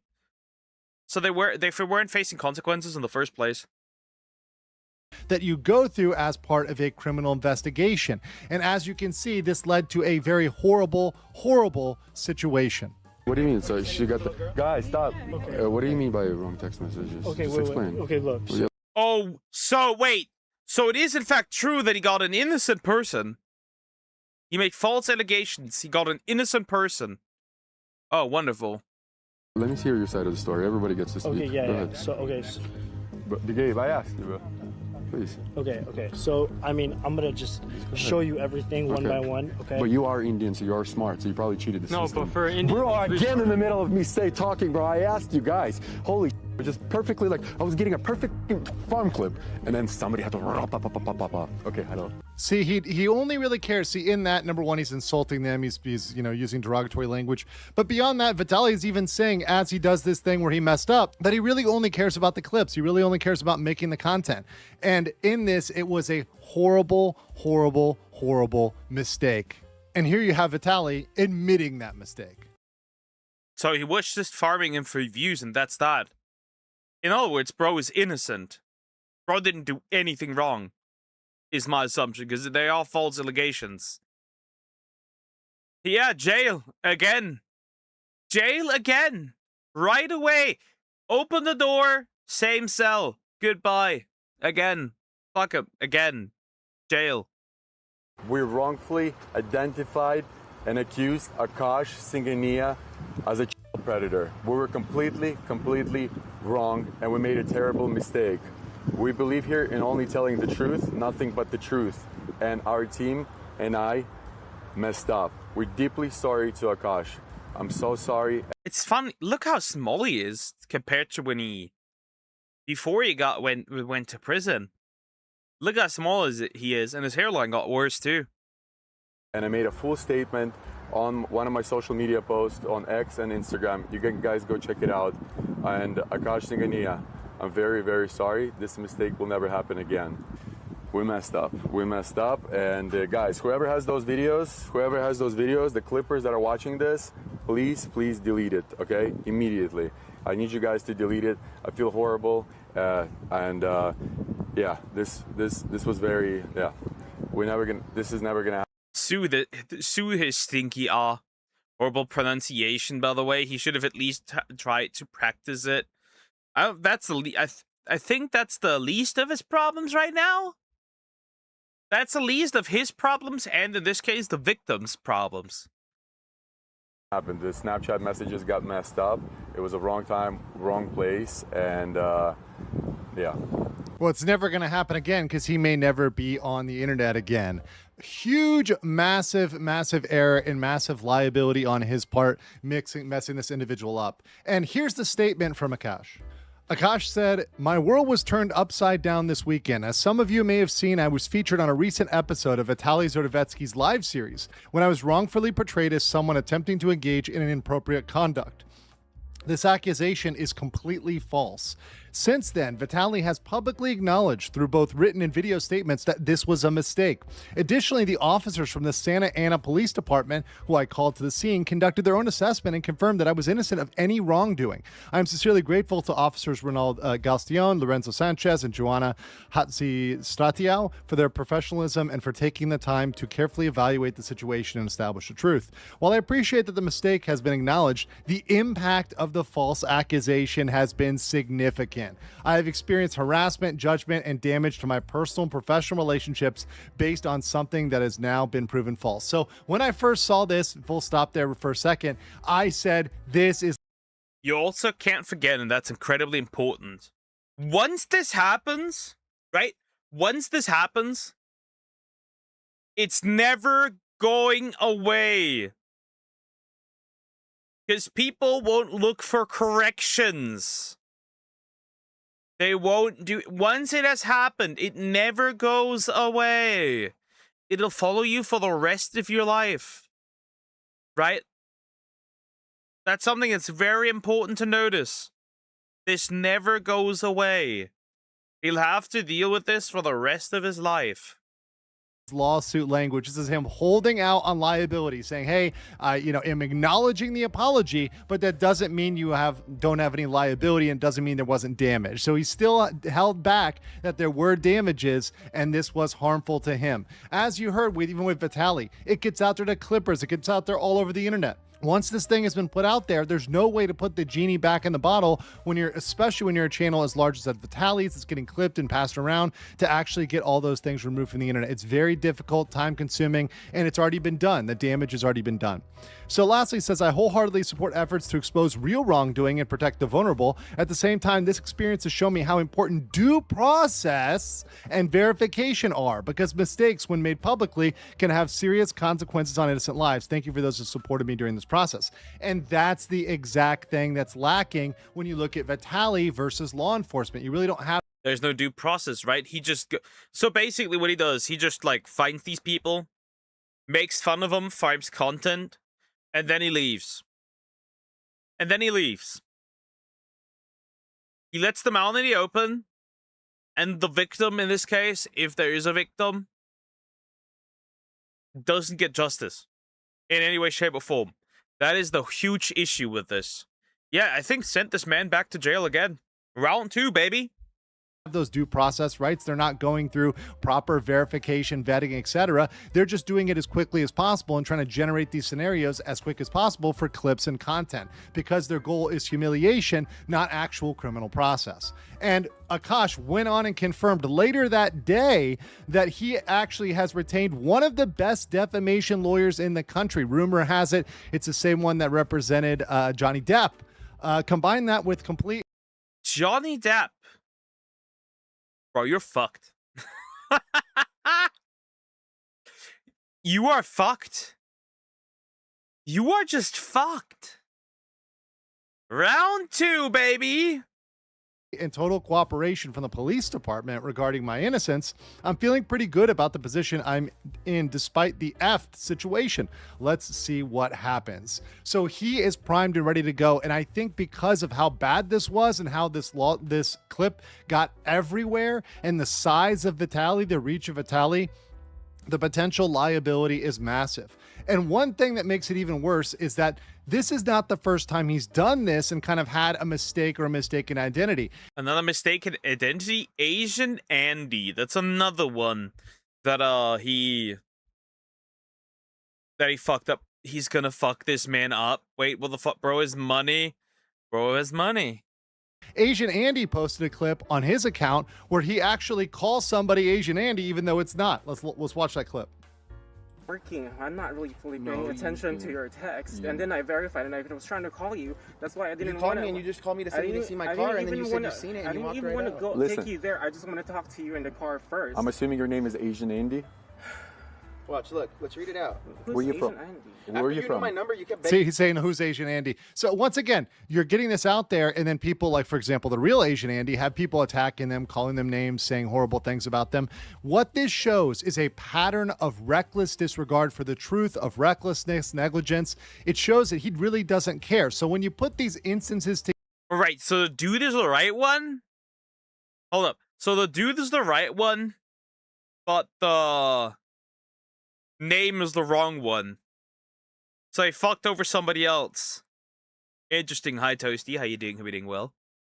where Vitaly is really not doing the due diligence he needs to be doing to do this, it makes a super strong case for Akash saying, hey, look, he's done this before, he's made mistakes before, he's been reckless with this, and this is not something you can be reckless about when you're going to be going through these public humiliation rituals, making clips, you know, going out and saying this in front of a bunch of people and trying to humiliate them publicly, trying to destroy their reputation, their business, their friendships, their contacts, etc. over this. This is something that is completely unacceptable. And the good news is that Kick found Finally! Thank good. Yes, good Kick. Good. You were a little late on the French man, but good. Good, he's banned. That's huge. How are you? I'm doing great. It's pretty warm. I won't stream for that much longer. I need to get into a different room.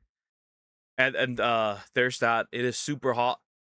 Let me see. Look at the numbers, baby. 31. Bro, if I go out, I just evaporate like a vampire. That's what it will be. Wonderful.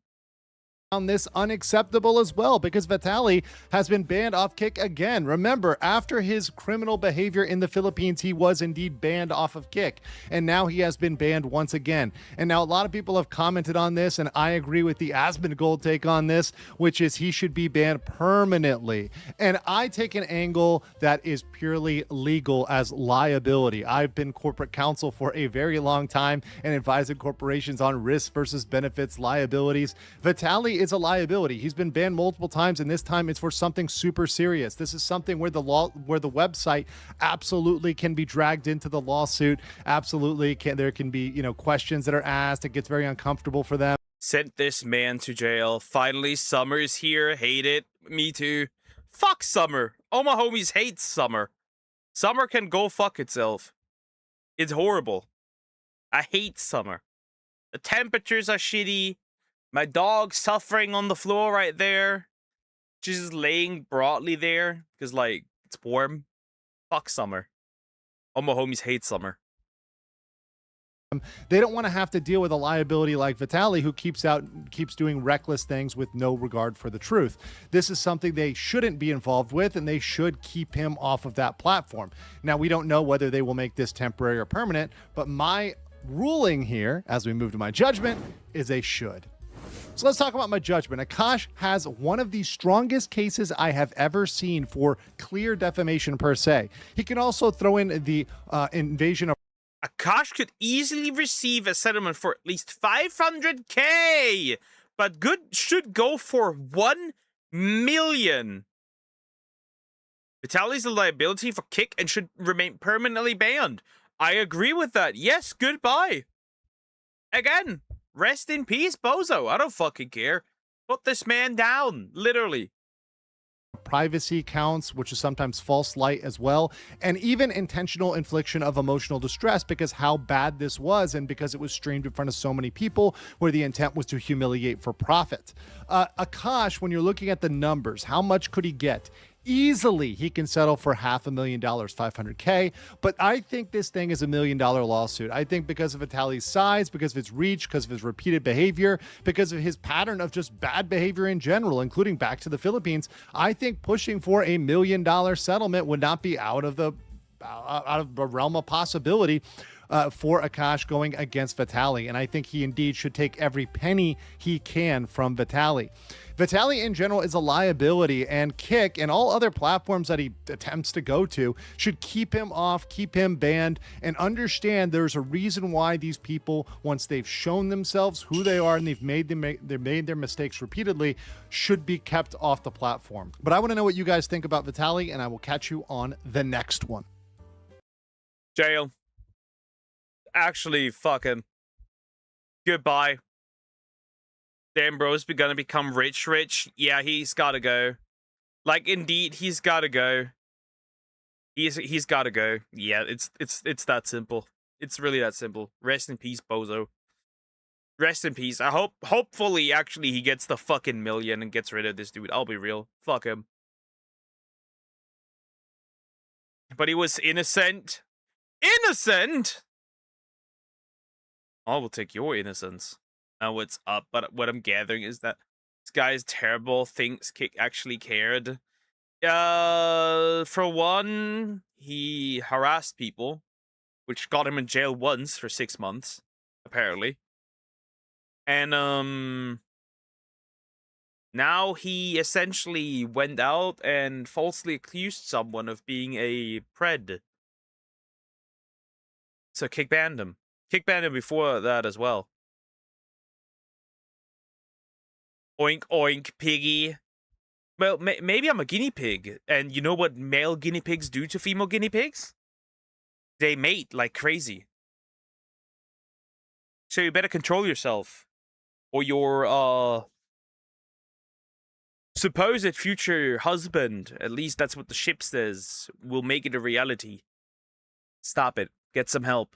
But I am sweating like a pig. I'm leaving this room soon. Alright, let me click on something. So I can get the video that Crocker wants me to watch. Even though I got no idea about cinema, but we'll look at this. Dog. I put that... I have that dog in me.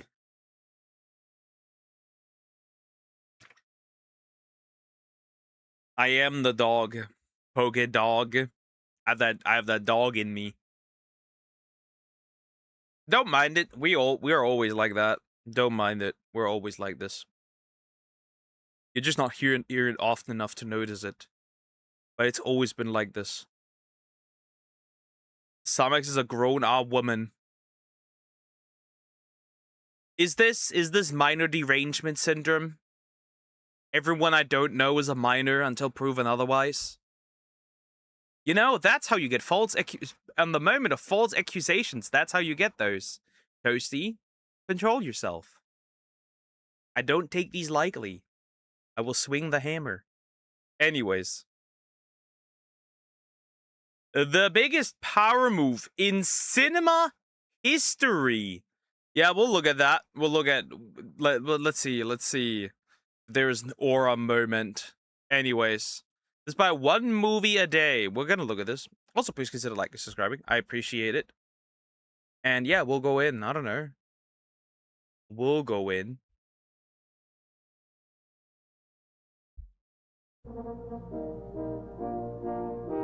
Power move.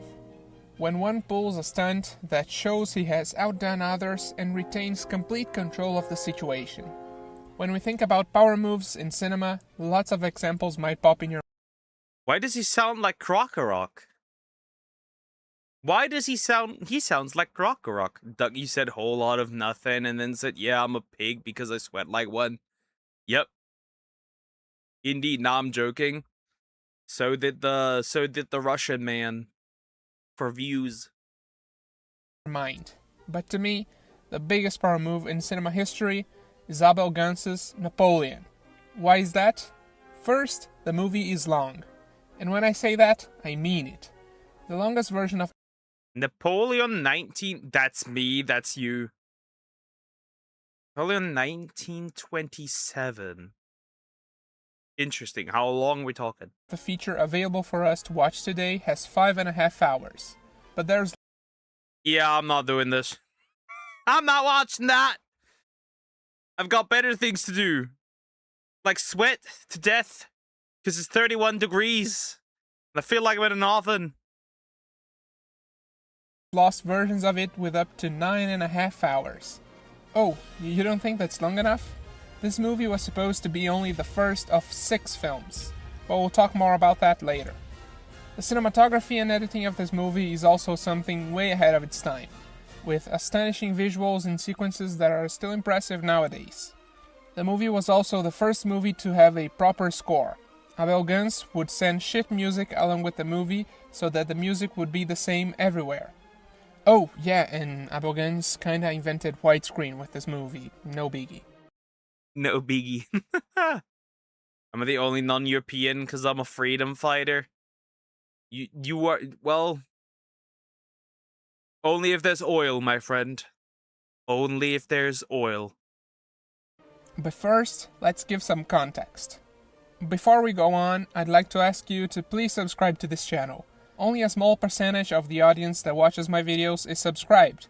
That helps me a lot, and you can always unsubscribe later if you want to. After World War II, Europe was devastated. Pretty much every European country was broken, and cinema was impacted by this. When you don't have money, you don't invest in cinema. And that's one of the... Well, you also don't have money to watch anything that is in cinema. That's the logical conclusion here, isn't it? The reasons why North American cinema became bigger than European cinema. Among other countries, France had to import North American movies if they wanted to exhibit something in movie theaters. Oh, and movie theaters were not like we know them today. They weren't even movie theaters per se, but vaudevilles. Vaudevilles were a variety entertainment show with live performances, singers, dancers, movie exhibitions, magicians, comedians, and etc. And it was a mess. Vaudevilles were a form of extremely cheap entertainment for working classes, and there were drinking, smoking, prostitution, and etc. Anyway, so France was forced to import a lot of American movies to exhibit in this movie theater. Yeah, okay, yeah, that makes sense. That's logical. But you're such a hypocrite. You said I have no attention span, but because I don't like Lord of the Rings, I'm sorry, it's modern for me and boring. Lord of the Rings, disliked, opinion denied. Moving on. Sorry. I renounce. I denounce your opinion on Lord of the Rings. I denounce it. Fully and 100%. Lord of the Rings is peak. We'll never get anything like that ever again. But a few French artists were not happy with this. They didn't like the idea that cinema was just a form of cheap and simple entertainment, and they didn't like the fact that French cinema was basically American movies. So in the 1920s, the French Impressionism gained traction in France. Although it's not a proper formal movement, the French Impressionists were filmmakers that wanted to take cinema to a new level. They thought that cinema could be a higher form of art, as important as theater, painting, and music. And they also wanted to create French movies. As Louis Deluc, one of the most important French Impressionists, once said, French cinema must be cinema. French cinema must be French. Too bad that the French now aren't French. So there is no French cinema. And thus, the experimentation began. Film scholars often divide French Impressionism in 3 periods. First, pictorialism, that began around 1918, where filmmakers began to experiment with the image, trying different camera movements, framings, and manipulation of the image, with purposefully out-of-focus images, for instance. The second period is called montage, which began around 1923, and filmmakers started to use more rhythmic and fast-paced editing. And the third and final period is called diffusion, which began around 1926, and where filmmakers started to really explore different stylistic forms. And one of the most important directors of the French Impressionism is Abel Gance. He first gained recognition with his 1919 movie J'accuse, with almost 3 hours long, and later in 1923 with his movie La Rue, with almost 7 hours. Yeah, this guy really liked to take his Bro took his time with these. What do you mean we have Macron? You mean the guy who's dating a dude? Supposedly? Because that's the conspiracy? What is the obsession with long... What is France's obsession with long movies? Bro is really taking his time to the most literal sense possible. Like, bro is actually, like, investing a lot of time with his movies. But in 1927, Gance directed what would have become the most important movie of his career, Napoleon. Napoleon is loved by many filmmakers, and is still one of the most important movies in cinema history. Kubrick said that the movie was a masterpiece of cinematic invention. Scorsese loves the movie, and Kevin Brownlow, British filmmaker and silent movie historian, spent over 50 years working on a 5.5 hour long... That's crazy. Okay, bro, chill. And they like their gore, and their cuties, and cheating, and their baguette, and croissant. Restoration. And there's more. Cinémathèque Française, financed by Netflix, is working on a new restoration, with almost 7 hours long, called the Apollo version, since it's the closest version to the one shown at the Apollo Theater in Paris in 1927. But why is Napoleon still so important? Again, the filmmakers from the French Impressionism were pretty much... The thing is, I would never trust whatever Netflix is doing. Then every single time Netflix does something, it just ends in absolute utter catastrophe. Like, every single time. That's why you can't trust them. That's why you can't trust them. Look at the 7-hour movie was made by a Hungarian. What do you mean? That's still a lot, bro. That's still a lot. Doesn't matter. One of the first filmmakers to give a big importance to cinematography and editing in movies. Prior to them, movies were seen as an inferior form of theater. The camera was fixed in one point, filming the scene like in a stage. But, among other filmmakers of the time, Gance thought that cinema was bigger than just that. He believed that cinema had an incredible power to engage and evoke emotions in an audience. And to achieve that, he pushed all the limits of what cinema was back then. Let's take the opening sequence, where there's a snowball war going on. Gance wanted to make the audience feel nervous and to engage in the war. So he filmed the point of view of the snowballs. I mean, nowadays you can achieve that pretty easily, just... Wait. Interesting. Hold up. Cuties must made by a woman, so there's defense. Hold up. Okay. Listen. That's pretty interesting. That's an interesting... I've never... Okay. From, like, the pure... Essentially from the perspective of the snowballs? Back then, that must have been pretty difficult. But also, like, invested and nervous? It's just like a little snowball thingy. Like, it's not that deep. Or am I misunderstanding something? Toss a GoPro around and you're done. But that was 1927 we were talking about. That was the camera that they used back then. Gance also strapped the camera to a horse to film a chase scene. Again, so that the audience would feel like part of the action, and not just mere spectators. During another sequence, when young Napoleon and his classmates were having a pillow fight, Guns uses split screen and fast cuts to give more dynamics to the scene. How he did that? Oh, that's pretty simple. There was no Premiere Pro or even computers back then, so Guns would use tiny shutters to cover parts of the lens. Then he would shoot a scene from one perspective. Then he would rewind the film and shoot another perspective, covering different parts of the lens. Guns also uses... Hey! That's not bad. That ain't bad. Not bad. Smart. Very smart. Multiple overlapping images and extremely fast-paced cuts, making it harder for the audience to understand exactly what is being shown. Yet, the images are powerful enough to convey emotions to the audience. You may not know what is going on in the scene, but you get the overall feeling. Another very important part of the movie is the score. Guns was one of the first filmmakers to send music. You know what I always appreciate when it comes to older creative works, right? Right. The thing is, like, okay, the creativity that was needed to pull off some of these, right? The creativity that was needed, right? You had limitations, so you had to work with those limitations, and they got creative with what they had, right? People will notice, for example, but for example, in comparison to, like, for example, gaming, right? There is a fully open world game, fully accessible on the Nintendo 64. And it's actually, the map is fully rendered. I don't know how they did this. They did this in a really complicated way, which is so interesting. And the film, right, it applies the same thing, right? People got creative with what they had. Not bad. Can't wait till next year when it's 100. My friend has a big obsession with old movies. Interesting. Sheets of the score along with the movie, so that every movie theater played the exact same music.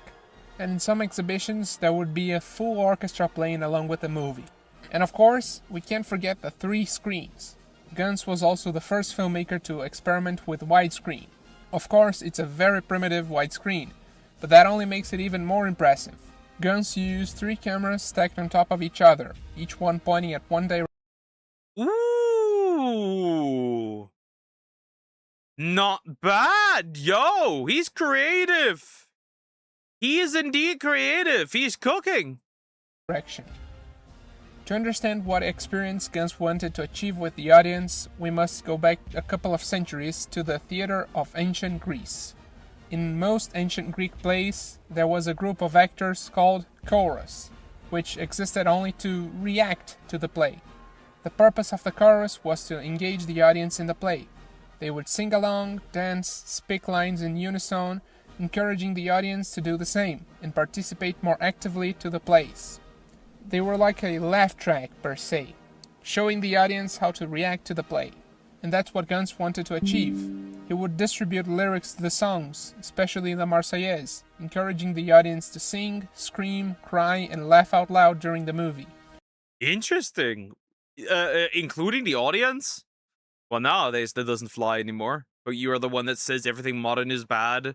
Well, a lot of stuff, modern stuff, is bad. Current stuff, right? We're talking about starting in 2015. That's when things got cooked. Everything else is just like ideologically charged garbage. I love woke Hollywood and woke cinema. He thought that if the audience wasn't engaged at a deep level with the movie, they weren't enjoying the experience to the max. Guns thought that cinema should be appreciated in a stadium with thousands of people reacting to the movie together. That's why Napoleon was such an ambitious project. Guns wanted the cinema to be something gigantic. He thought that cinema had the potential to be an experience as grand as watching a concert. And that's one of the reasons why Napoleon was forgotten for so long. For years, the only versions available for the audience to watch were incomplete, simpler versions. In 1927, it was pretty difficult to screen Napoleon the way Guns intended. It was difficult to have an orchestra playing live. And not only that, but playing for 5, 7, or even 9 hours straight. Plus, the last sequence with 3 screens was almost impossible to exhibit. The theater needed 3 projectors, and a projectionist with nerves of steel and an immeasurable patience to operate 3 projectors at the same time. That's actually kind of crazy. They really locked in. They got creative. 2010. Poker when everything got worse. Nope, 2015. 2014, 2015. With Gamergate. Gamergate is where everything began to fall down. That is where it started. Because we never really had particularly the stuff we have right now really started to rise in 2015, around 14, 15. And then again in 2020. Another burst. And now we're here. But the Velma show, absolutely atrocious. Same with the new Devil May Cry show.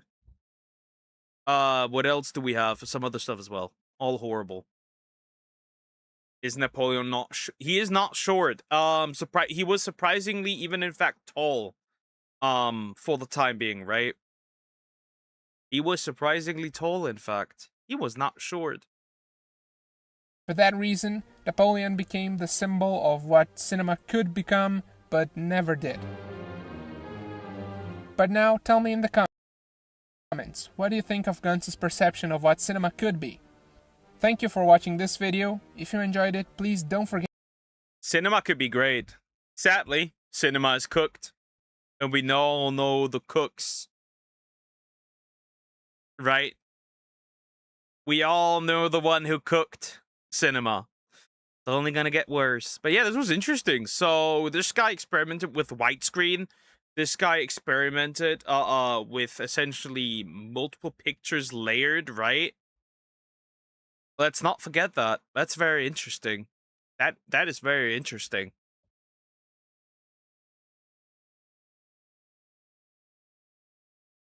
I heard he's like 5'8", which is barely short by male standards. 5'8" is short. That would be crazy. What is the average height in France?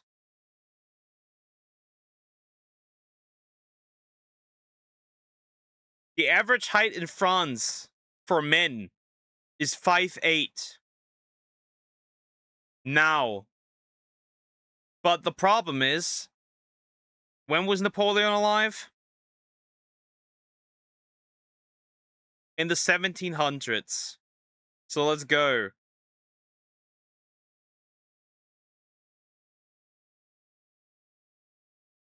My man was possibly average to above average. In France, in the 1700s, was 5'5". Yeah.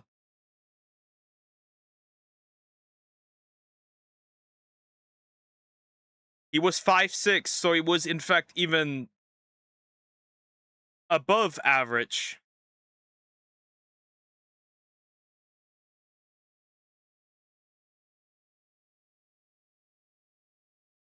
That means he was possibly above average, in fact.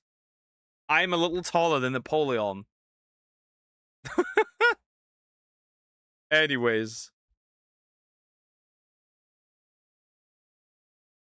Guys. As one last video for today, because I'm dying in here. I am dying in here. And there's nothing that I could do that's, like, short enough. We're gonna make fun of someone. We're gonna make fun of someone. Okay. Because I do have this Asmongold clip. And I've not seen where this Greta Thunberg thing was coming from. So we'll look at that. We're gonna make fun of Greta. How dare we? We're gonna make fun of Greta as a last final thing. The whole internet called her out.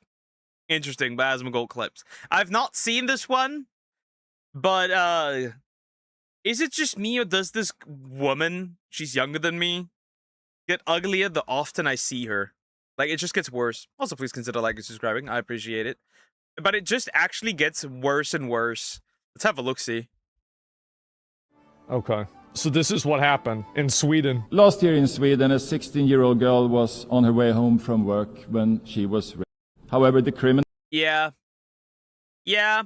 If you didn't know, Sweden is not that much better in that regard, right? Right? Besides, right, there are atrocities committed in Sweden besides banana on pizza. But yeah, that did also happen. That did also happen. There's a lot of European countries that seem to have issues like this, which is very interesting, right? Remember that in Austria, they right, they did this to a teacher, right? Remember in Austria, they did this to a teacher, where they essentially blackmailed her and turned her into into their slave, and then afterwards burned her apartment so nobody would find out. They did find out, luckily, and those are also sadly immigrant kiddos, as young as 14, I think.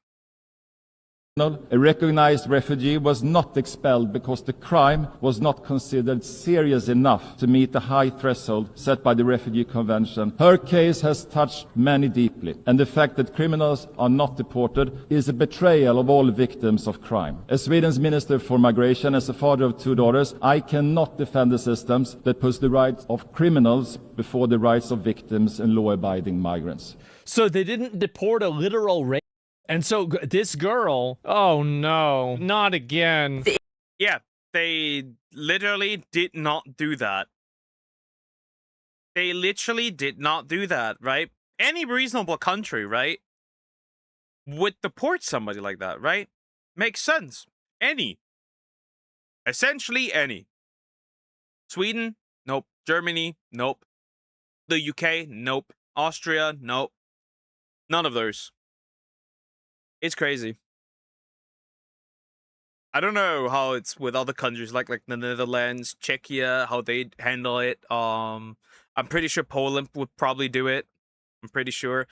I don't know for Denmark, Finland, Norway, how they handle this.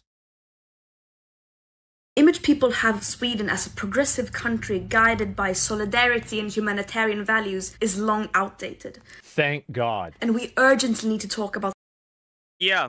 Because you had a feminist government, and that feminist government crashed you. Poland is doing really well, apparently.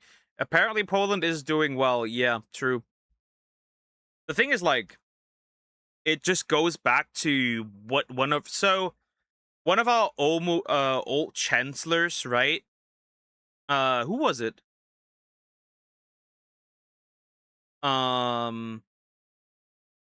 Helmut Schmidt actually made it quite perfectly. Said it quite perfectly. Immigration with countries that share our values, unproblematic, right? Immigration from the Netherlands, unproblematic. Italy, unproblematic. United States, unproblematic. Poland, unproblematic. Immigration with countries that do not share our values are problematic. And that is true. Immigration with India, usually, at least in Germany, unproblematic, for example, right? Even though people don't really like them. It's usually unproblematic. Right? You won't see Indians on a statistic that high, right? You won't see... Japan is also a good example. China, the Philippines, right? Those also don't have that, right? You won't see high numbers in statistics. You get what I'm trying to say. There's immigration from countries that are close to our values and immigration from countries where that is not the case. And that's where the problem comes from. These people don't want to see that, though. Some of the things happening here and put all the pressure we can. In Sweden, people who came here as children are now increasingly being deported without their families to countries they have no connection to and that are very much not safe for them to be in. I think the solution is that we should deport them with the family. I think this is a good point she brings. Bro, that's diabolical. Now, I think that should still be done individually, right? If they have not committed a crime, there's no reason to deport somebody, right? If they immigrated legally, they've integrated, they learned the language, they participate in society, they have a job, right? They don't just take, but they give. I don't see any problem. The problem is when that doesn't happen. That's where the problem rises. When there's crime, when they live off of welfare, when they refuse to learn the language, right? It's like interesting, right? Back then, we had a lot less children who went with their parents to teacher parent conferences to translate stuff. Now we have way more, so we have the opposite now. So it got more, not less, which is very interesting. I mean, for most of them just go earn and live quietly. They're among the highest earners in most countries they go to. Because because they know how to behave. They know how to, right? That's the thing, right? You don't visit somebody and shit on their floor, is what I'm trying to say. Or on that table. If you remember that one Reddit post. That's all. That's really all. Brings up. I think logically the thing to do would be to send the family with them. And these young people did not do anything wrong. I wonder if the girls that got did anything wrong. That's the question. And this is in light of Sweden becoming increasingly hostile and racist like so many other parts of the world. And increasingly hostile. Did you know that there's no-go zones in Sweden? Yeah, there's literal no-go zones. There's zones where the police has completely abandoned them. These zones. Right?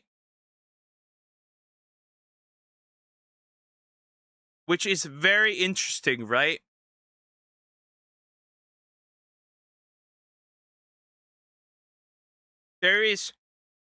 So, Sweden does not have legally defined no-go zones, but they are essentially no-go zones.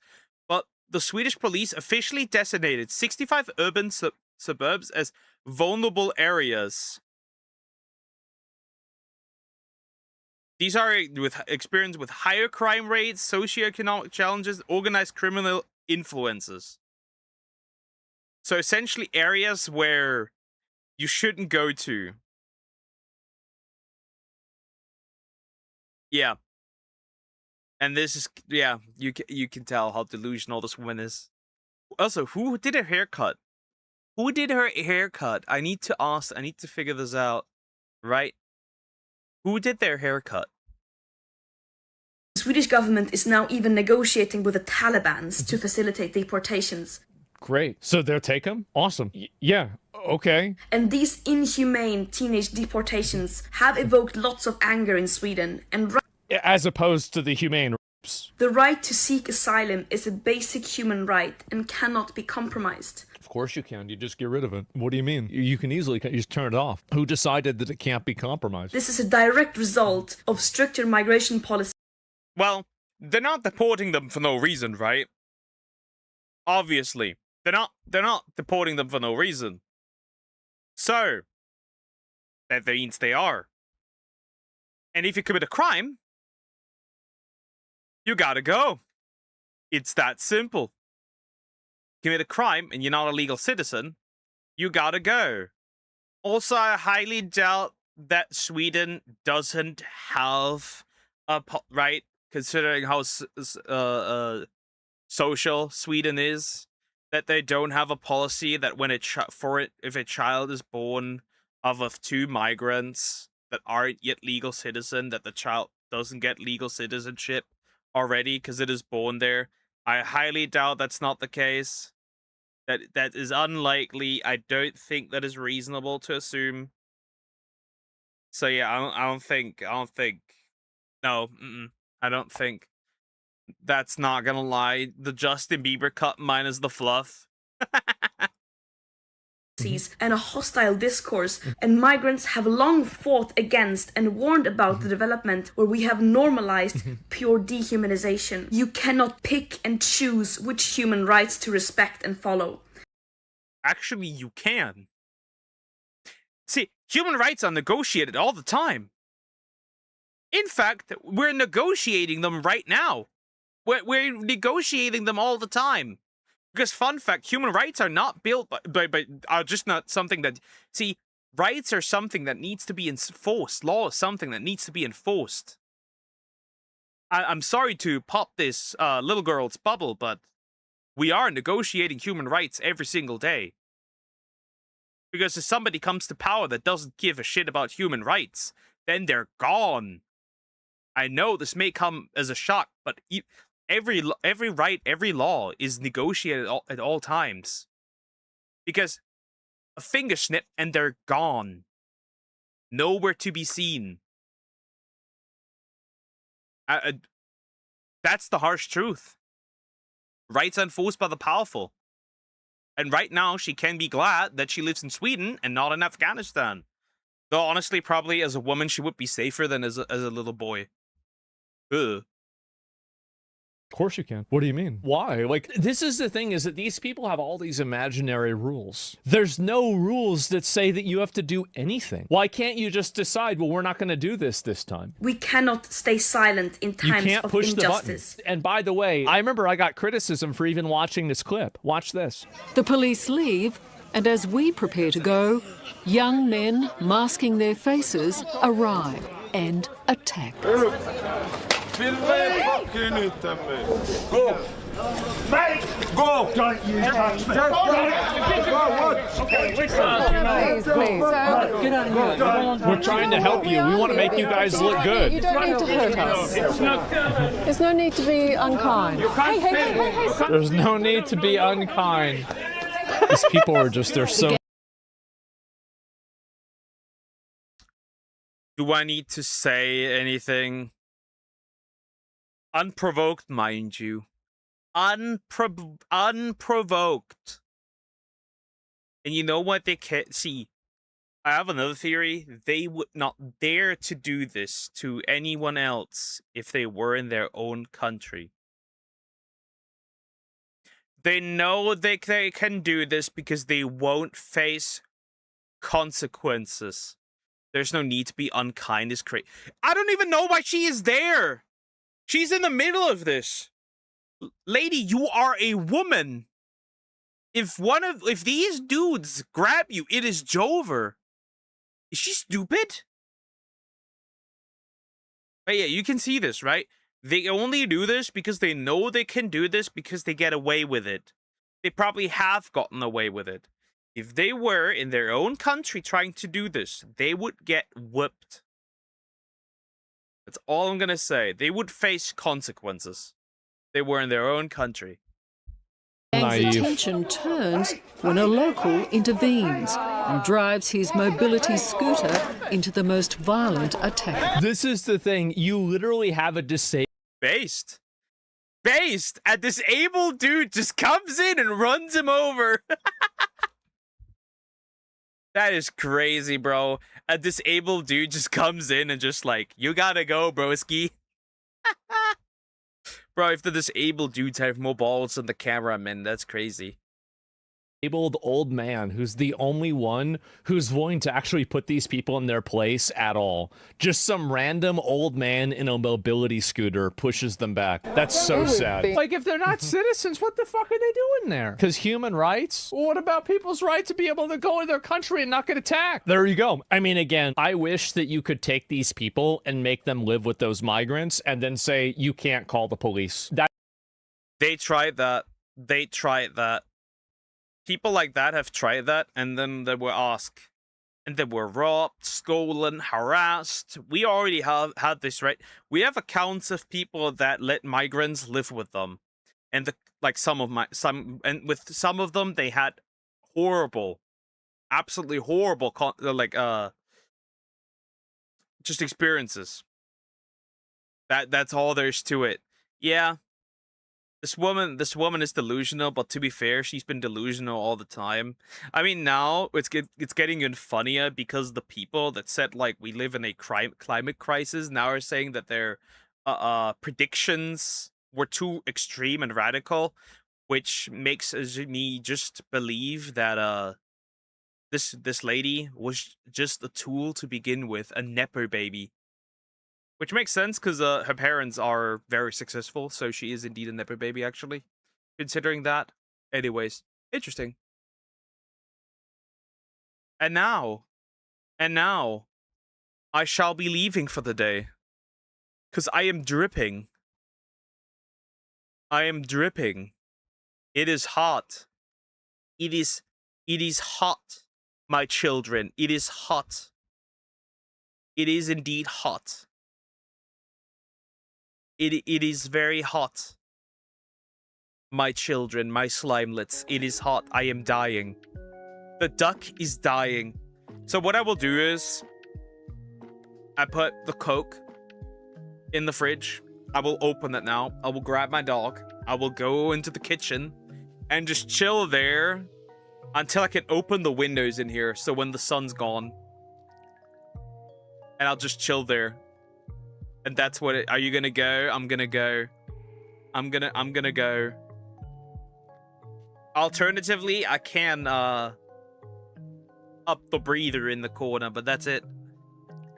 But yeah, I'm gonna go. Guys, have a good day or night. Don't goon or gump. And I'll see you tomorrow. Take care, guys. Bye-bye.